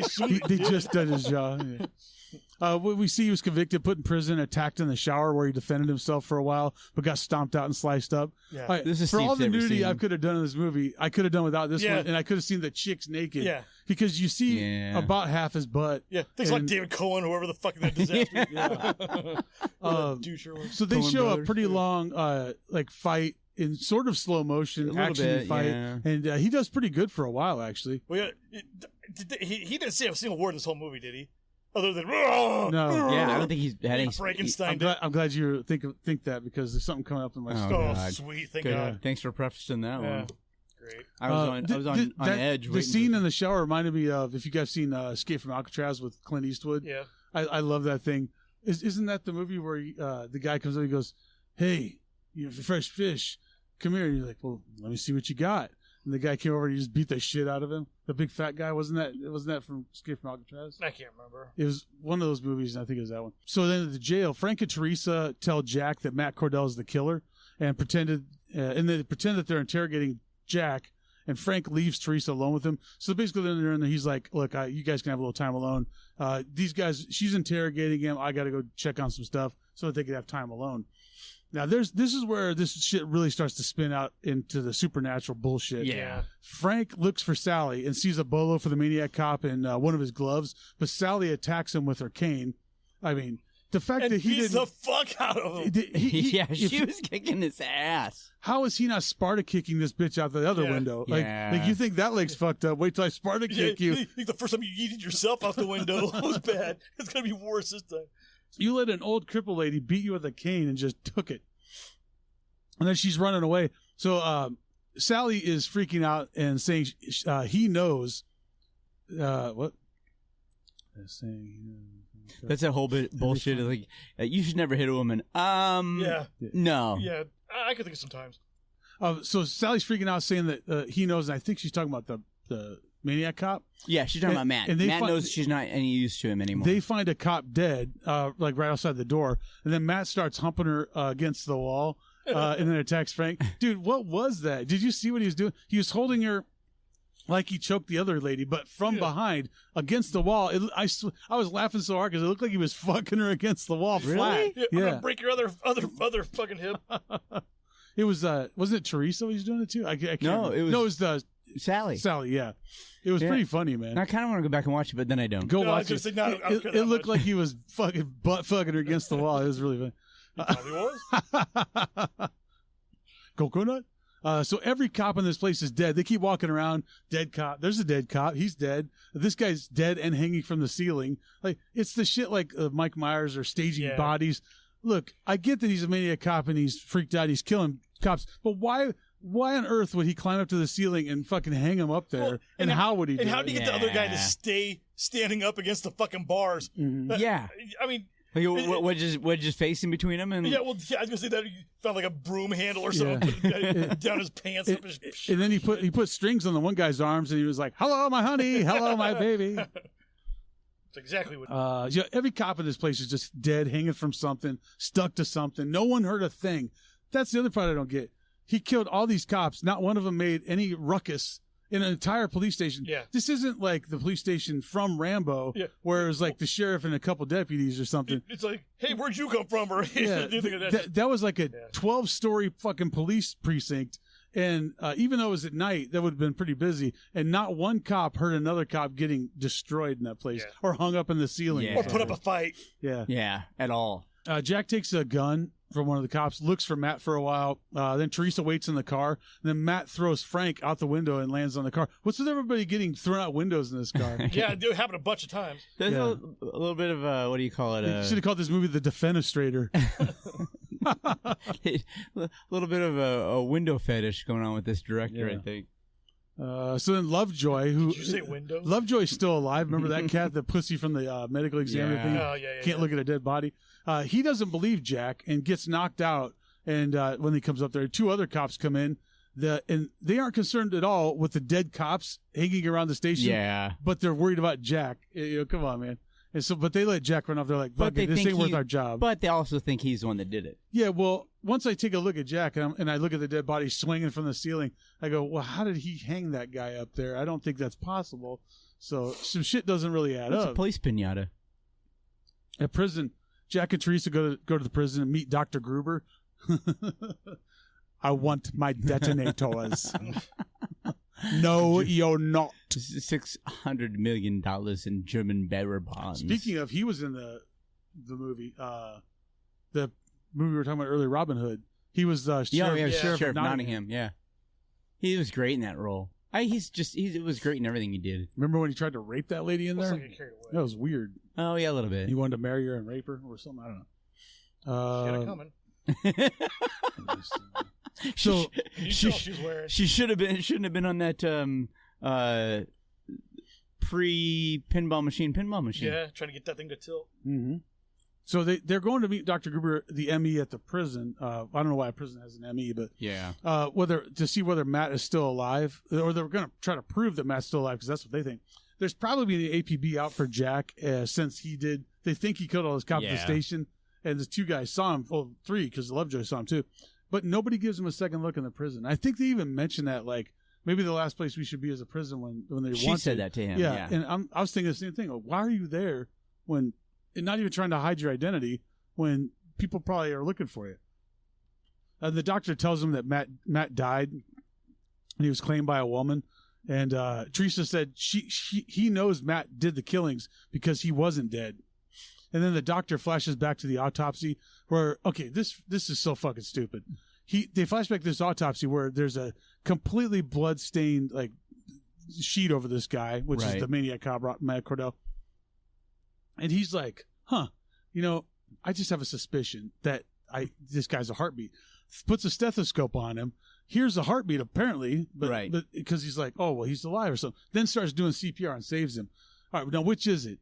You heard a heartbeat and he's alive and you're gonna help him out, or you didn't hear a heartbeat, which is when you would give CPR, right? Because if you didn't hear a heartbeat, CPR is the absence of a pulse, right? Yeah, but if you didn't hear a heartbeat, that is your proof that the man is dead. Yeah. Why would you give him CPR? He was there to be pronounced dead anyway. So none of that makes any goddamn sense.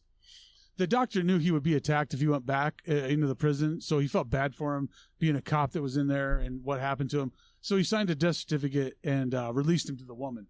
So he brings him back to life, sustains him, gives him to the woman, says he's dead, knowing that he's alive. And he said Matt couldn't have a functional life in the condition that he was in. Then why the fuck did you bring him back? Yeah. Why bring? So you brought a vegetable back. Why? So he could have a shit life? Yeah. Then you're the asshole then. Yeah. Oh, then for no real reason other than for the next scene, a nurse comes in, tells the doctor to put on a tie because it's St. Patrick's Day.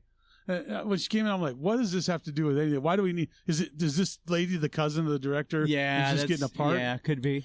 So then Jack and Theresa talk about the parade, the St. Patrick's Day parade, and that Matt used to love being in it. All right, that's a huge leap to say, hey, you know what? Matt's used to love being at St. Patty's Day parade. I'll bet that's where he's going to be on St. Patty's Day. Why the hell would he go in the daylight to a St. Patty's Day parade looking like that, where he can't walk anywhere? Somebody's going to notice. He can only be out at night. I mean, first of all, he's got the jaw. Second of all, he's all carved up. And third, he grunts. That's all he does. So, I mean, nighttime is his bread and butter. That's where he's going to really do the most, best of his work going unnoticed. Yeah, that'd be my guess. So at the parade, Theresa's going, and this is obviously B footage of a parade. I mean, they didn't put this together for them. They did not pay all these people to be there. So Theresa's going to try and meet with Commissioner Pike. Ripley brings Theresa in to see Pike, and they think Jack is the killer and she's his accomplice. Look, after you saw the station with all the hanging bodies and all the bullshit, you still believe Jack's the guy, even though you have evidence to support that he's probably not. And stuff was happening while he was in custody. Yeah. So, come on. Fucking dumb. So Pike and Ripley leave, and tell Fowler to book Theresa on attempted murder. So they call Fowler in, this sergeant, this fucking weird looking sergeant that kind of looks like the security guard from Terminator 2, the twins at the hospital, or the guy that gets turned into, he's like he gets turned into the floor, takes his form, and he flops to the floor. Kind of looks like that guy in a way. So yeah, the police, the Pike and Ripley, the commissioner and the captain, they leave. Chuck Norris's younger, maybe special needs brother. Yeah, a little. He just looks like an 80s guy. But so they're like, this St. Patrick's Day thing is way too important. We got to get out there. They're all wearing St. Patrick's Day clovers and shit. And so he's like, Fowler, book her on attempted murder. Just by yourself too. So he decides to proposition Theresa, and I think it's for sex. Now, he makes it seem like he says, "Make my career, just admit to what you did, and put a feather in my cap." I really think he's asking for sex as well. Yeah, I think it started off. At least started off. I think it started off as sex. When he sat down, he spit on his 2 fingers. Yeah, and he said, "So why don't you tell me?" Yeah, that's exactly what he did. But hey, for this whole murder thing, you think you might want to get some evidence instead of like some theory and circumstantial evidence. Yeah, we don't have any probable cause that this guy did it. And sure enough, he ain't got enough for a jury to convict this guy. Or a like a prosecutor to take it. No, true. You can't even forward this case. There's just no way. So then Fowler just says he's a propositioner, does this stuff, and she's like, whatever, no. So we see Matt murder Pike and Ripley in the hallway, and he comes for them. So Matt somehow gets in during daylight, navigates all the way to the station, not being seen on crowded streets on a St. Patrick's Day parade when the streets are fucking crowded and cluttered. Somehow gets there. Nobody calls it in like, hey, there's a carved up fucking copper. Nobody looks at him. Gets into the building all the way up to where they are because the commissioner's not on the first floor. And not only that, and then kills these two without a word. Yeah. Not only that, but this wasn't 20 years ago that Matt was a legend. Right. It was not. It was fairly recent. Right. It was within a few years. A lot of these fuckers would know who he is. Right. They do know who he is. Well, and here's the other thing. They worked with him. They still have his clippings. 2 cops get in this elevator, and while he's killing one, the other one's just standing there watching. No, I think they were in the hallway. Lobby. They were in the hallway. But same he came up and stabbed the Pike in the back, and then Ripley just looked at him like, "Oh, it's Matt." Like, draw the gun, dude. Yeah, dude. Yeah, exactly. Remember what they issued you? Come on. Well, but is the commissioner armed? I bet not. I don't know if the commissioner is, but I know Ripley is. Yeah. I assume the commissioner is under his coat, but I know Ripley's armed. And Ripley was the second one killed. Ripley. Yeah, I know Ripley had it, but I would assume I'd assume the commissioner did too. So so then Matt's going to come after them. Now Matt, Fowler, the sergeant, is handcuffed to Theresa, which first of all, bad idea. Yeah, handcuff her and control her. Don't hinder yourself. I don't know if that ever really was a thing. Only bounty hunters and shit in movies. But I mean, like I've seen it in movies. I've never seen it in real life. I mean, maybe I've never done it. Maybe it's a thing like in the fucking Wild West or something. Well, first of all, you're hindering yourself because you're taking one of your arms away, and then you're stuck to them, so they could attack you easy, and they could also use it to harm you. So fuck that. It's stupid. Like I said, I don't know if that was ever really a thing, but if it was, it was dumb. But you see it on movies and shit all the time. I could see it more maybe like in the Old West, where you might be alone, and maybe that. But even then, to get them on like for certain situations. I'd rather handcuff them to like a saddle or something. But unless you're going to jump off a building. Yep. There's no need into the bushes. There's no need handcuffing each other. That's again lethal weapon. Man, that shit was crazy. Lethal weapon, dude. I know, but I was thinking of the bushes. Crazy? You want to be crazy? That's crazy. So anyway, they're walking down the hallway. But Fowler is just totally oblivious, just whining to her like blah blah blah. When they're walking, she's totally behind him. And I was like, dude, number one, you don't walk with the suspect behind you. I'm not chaining her to me, and she ain't walking behind me. Yeah, she's walking behind me on my right now. She just reaches over, grabs my gun. I'm done. Right, and she's a cop, so she has some firearms experience, and I assume some training in defensive tactics. And this guy, she's bigger than this guy too. So. That's true too. Yeah, he was kind of a tiny dude. So Matt stabs Fowler, who's handcuffed to Theresa. So then she has to drag him into the break room. And now, first, here's what I'll say about the movie. What I did appreciate, the fact that Fowler got stabbed and she had to drag him around. She really struggled and was dragging him in a realistic manner that you don't normally see in movies, where usually it's real easy or they don't show it. They're showing that it's actually hard as hell to drag somebody. Or that she can't do it at all. Yeah, she's having a real hard time doing it. It was which tough. is surprising after that first female fight at the beginning of the movie, where she's like fucking doing the ninja karate backflips. The 4th level Aikido. Look at him brush So up on my she taekwondo. drags his body into the break room. She can see Jack across the street from the window by chance. Yeah. And he's just standing out in front of this building. And then Matt is stabbing holes in the door. Dude, that's the weakest door I've ever seen. Yeah. That was balsa wood, man. It was balsa wood. I had a plane made out of that same shit when I was a kid for 69 cents. The other thing that's funny is and a blowjob to the clerk. Right at the same time when she's escaping through the window, these fucking 4 cops see the dude, the SWAT guys, standing across the street, who's been standing there for like the last 45 minutes. Right. And now they finally see him after somebody's fucking running on the roof and shit. Like, Yeah. Come on. Yeah, only now. Yeah. And then Teresa hucks a chair out the window and gets away, and she crawls out there and sees SWAT take Jack into custody. And they're being real mean to him, real discourteous. Again with a window. Yeah. Yeah, another window. Then the drive. So they throw Jack in the SWAT van. And the glass in the car. But then The back door. Matt Cordell, the Maniac cop with the sliced up face, somehow gets back down out of the station, gets across the street and into the van and takes the van driver And there were out. several, SWAT guys that went in after him? Yeah. And plus when that window broke, the fucking bunch of guys ran in. When she threw that chair out, there's a ton of guys running in the fucking ran building. into the building. Yeah. But then, for whatever And nobody reason, saw 4 him. of them stood behind and came across the street after Matt. Yeah. Yeah, after a window gets thrown through the fucking their headquarters. Yeah. Out their window. Oh, hey, there's that might be that guy. Let's go check it out. Yeah. Yeah, with the Because they'd carved all up be face. looking back at that fucking Yes. So they Matt takes out the driver, starts driving crazy, throwing Jack around the back of this thing. While Teresa and some captain chase them to Pier 14. I don't think we saw this guy before. She just jumps in the car. So He's awful young to be a fucking captain.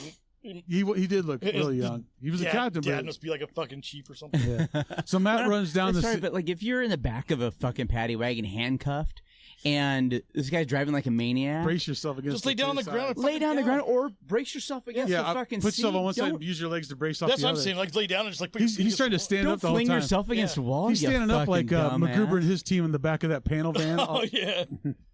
all the way there from the He's gonna try airport. to surf it. You're not gonna knock me down, fuckers. So you ain't Teen Wolf. Matt runs down the security guard at the pier and drives to his home in the Pier 14 warehouse.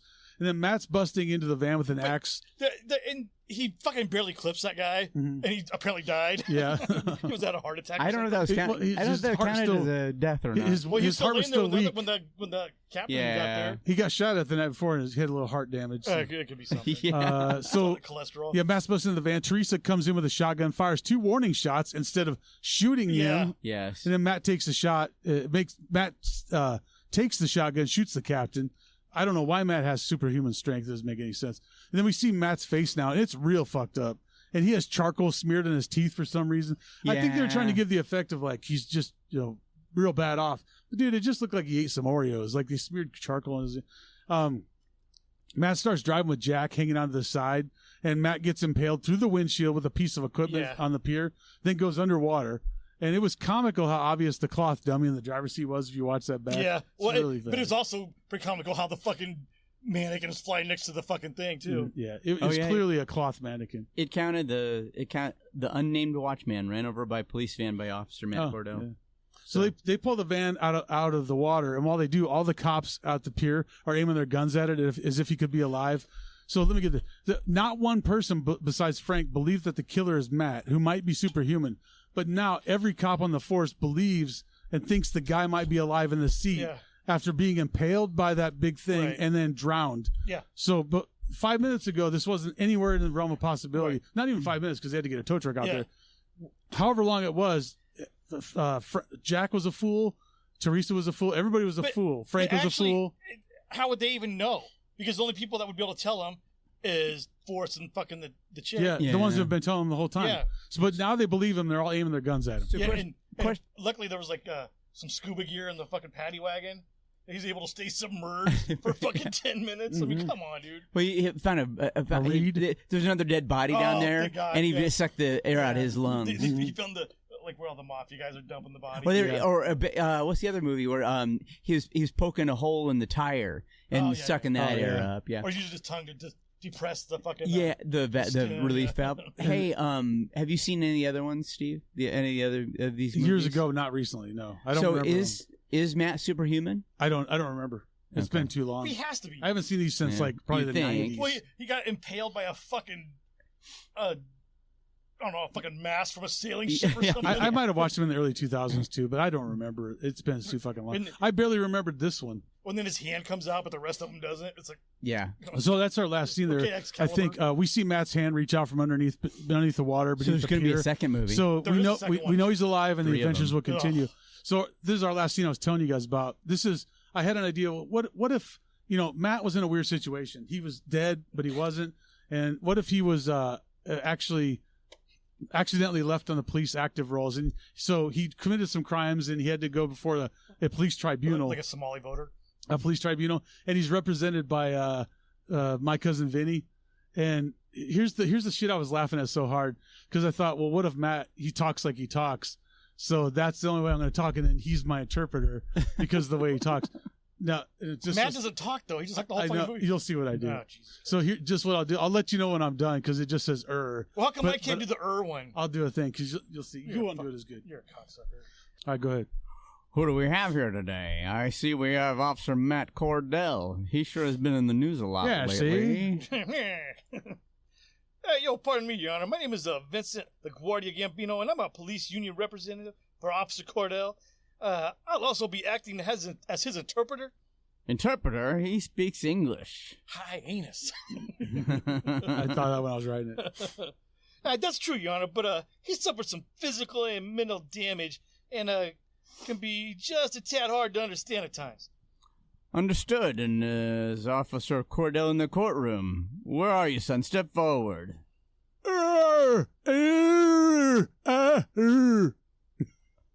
What the hell was that? You nailed it, jackass. I'm only going to say this once. I expect order in my court with no outburst like that. Hey, Your Honor, apologies, but that was Officer Cordell. He said he is present and looking forward to telling the truth today.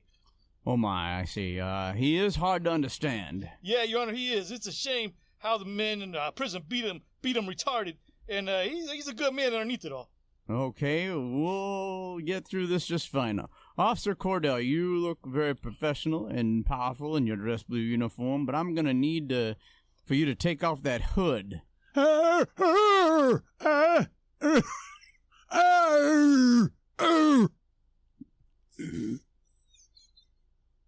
He says that'd be a mistake, Your Honor, because he don't look so good under there. I can attest to that. I saw it. I saw it. Yeah. Once, and it's a real shit show, Your Honor. It will be quite all right. Officer Cordell, if I'm going to judge a man, I need to look into his eyes. Take it off, please. Oh, dear God, I see what you mean. He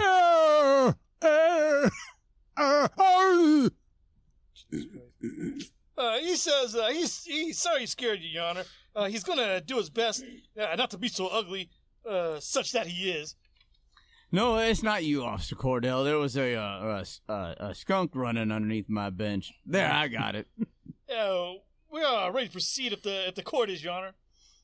Officer Cordell, the department did some research, and it looks like you were never taken off the active roster of police officers when you went to prison, and somehow you kept getting your pay through an F section.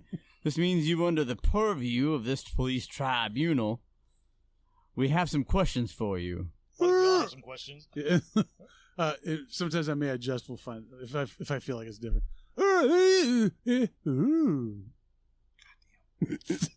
He said he's happy to answer any questions, Your Honor. Mr. Gambini, did I hear you say "goddamn" under your breath just now? Yeah, yes, sir, you did. This crazy bitch. Officer Cordell, is it true you were sleeping in a warehouse on Pier 14?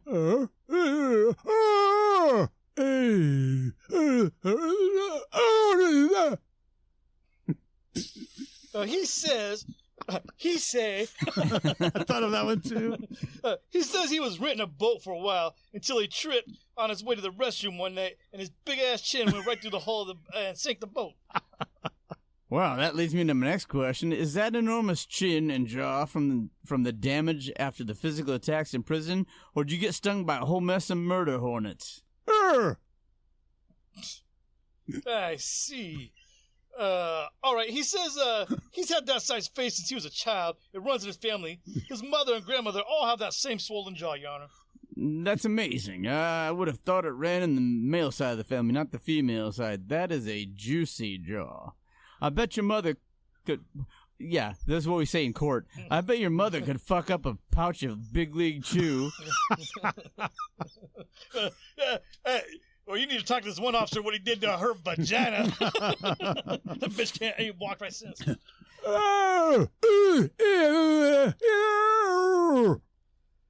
He said she used to eat walnuts in a shell, and she used to work for the Army Corps of Engineers.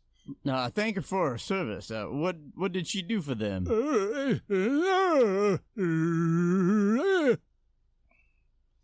He said she would control floodplains by downing trees and blocking up streams. Kind of like a beaver, I guess. That sounds like a joke. I get it because of the large jaw she could chew through a tree trunk. Good one.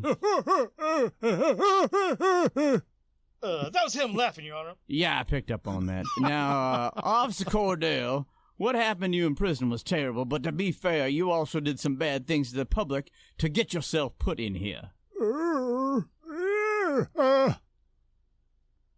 Hey, Your Honor, he says he only ever tried to be the best cop that he could, and he wanted to keep his neighborhood safe. Well, let's take a peek here. On October 12th, according to a witness, you thought a woman was prostituting herself, and you lifted her off the ground by her throat and choked her a bit, then rattled her like a bobblehead, resulting in her death. That's allegedly, Your Honor. Yeah.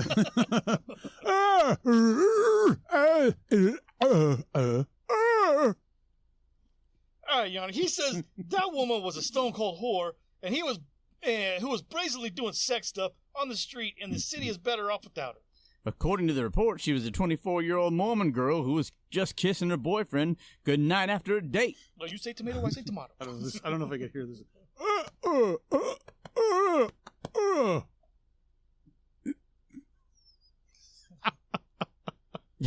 my God. Why are you shaking your head, Mr. Gambini? Good question. He said he didn't know that at the time, and he'll take the L on that one. Take the L? The woman is dead. Now, here's another incident. A witness reported that Officer Cordell stopped a man on the street who was carrying a box past a jewelry store.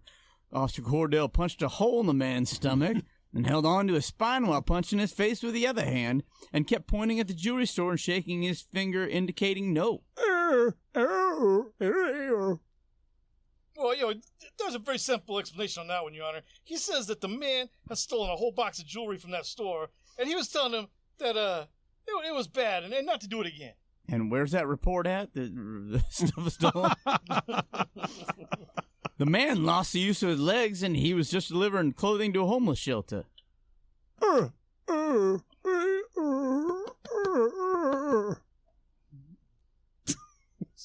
Okay, Your Honor. He says maybe he was a little quick on the draw there, but in his defense, he had only been eating river possums and drinking the juice and cans of corn. What?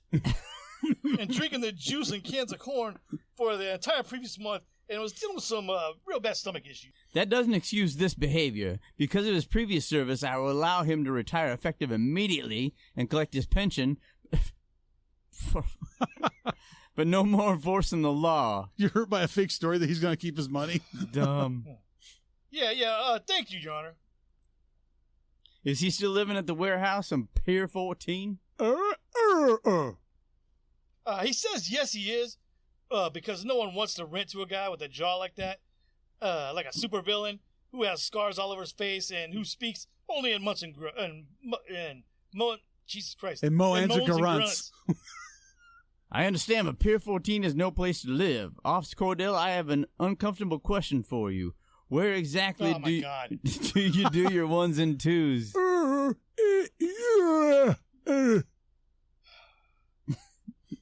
right, Your Honor. He says that he does his ones into empty cans of corn and then fires the cans into the river. Okay, how about the twos? All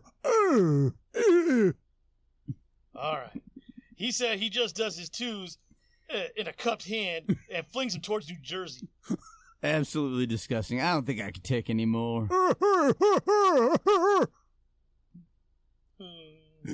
He says that's not something you would hear a sailor Marine say.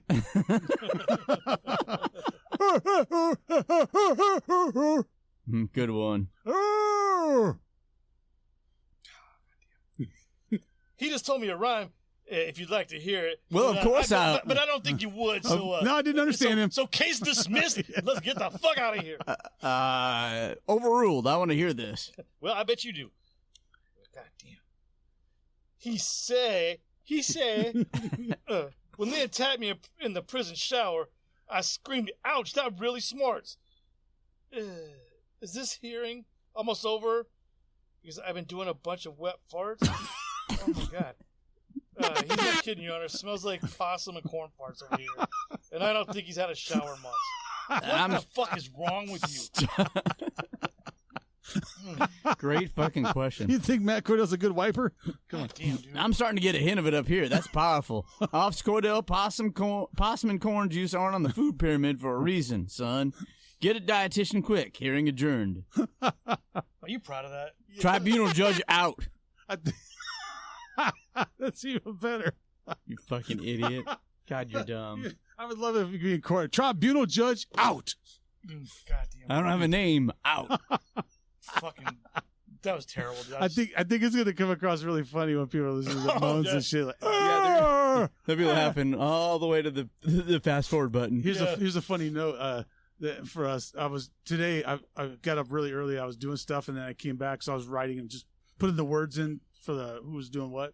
Right. And whenever I do that, I just kind of I talk through it to see if it sounds right and add this. You talk through it and you still do this shit? Yeah, so I do the voices or whatever. So this morning I was going, and I was like, wait, people can hear me.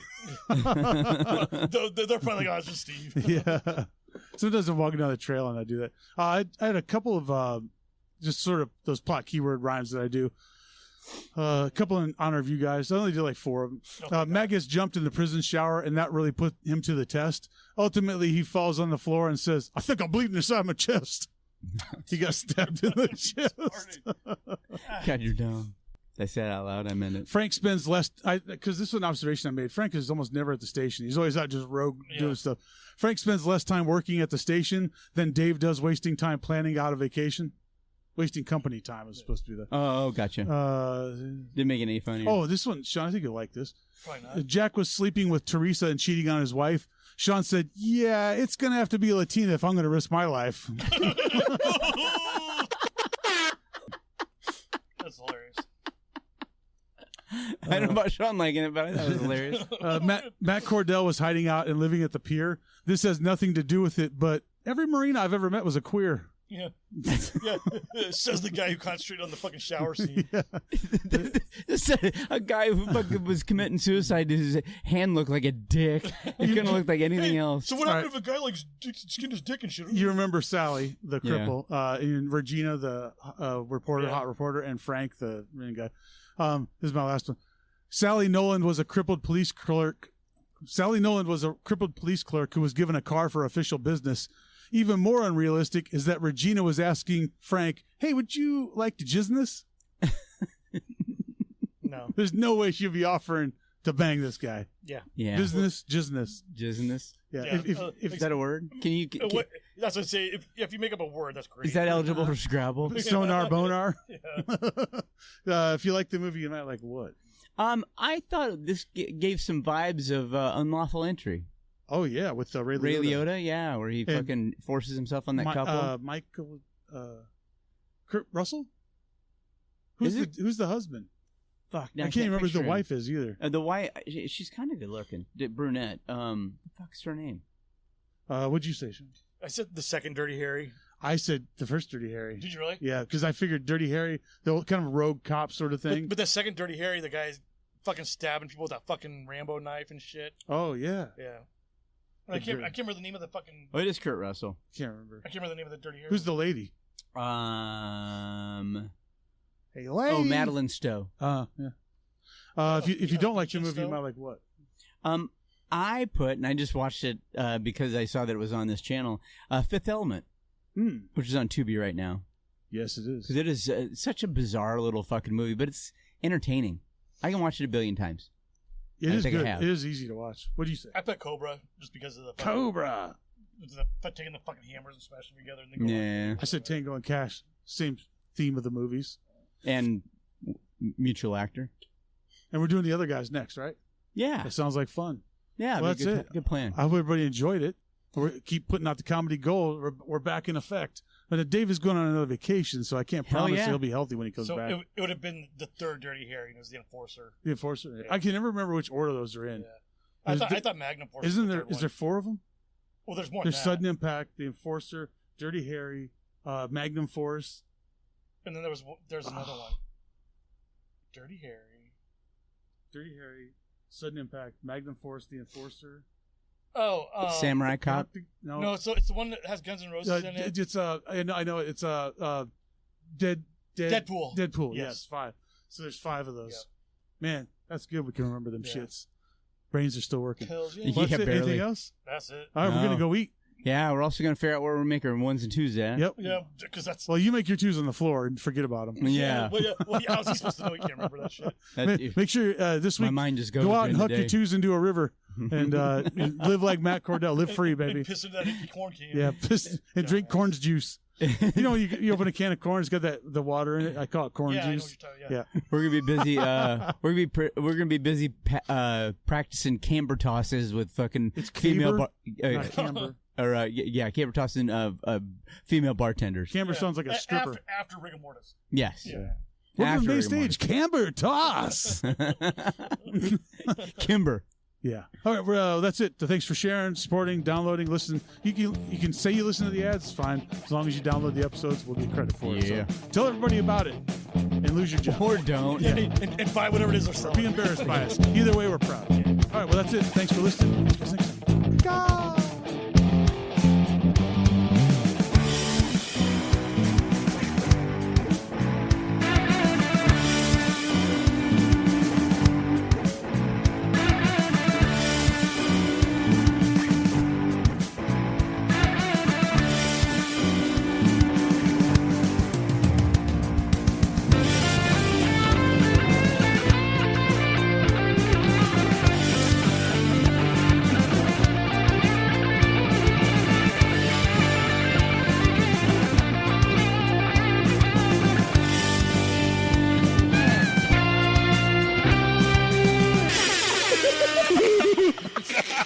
God, you guys are dicks.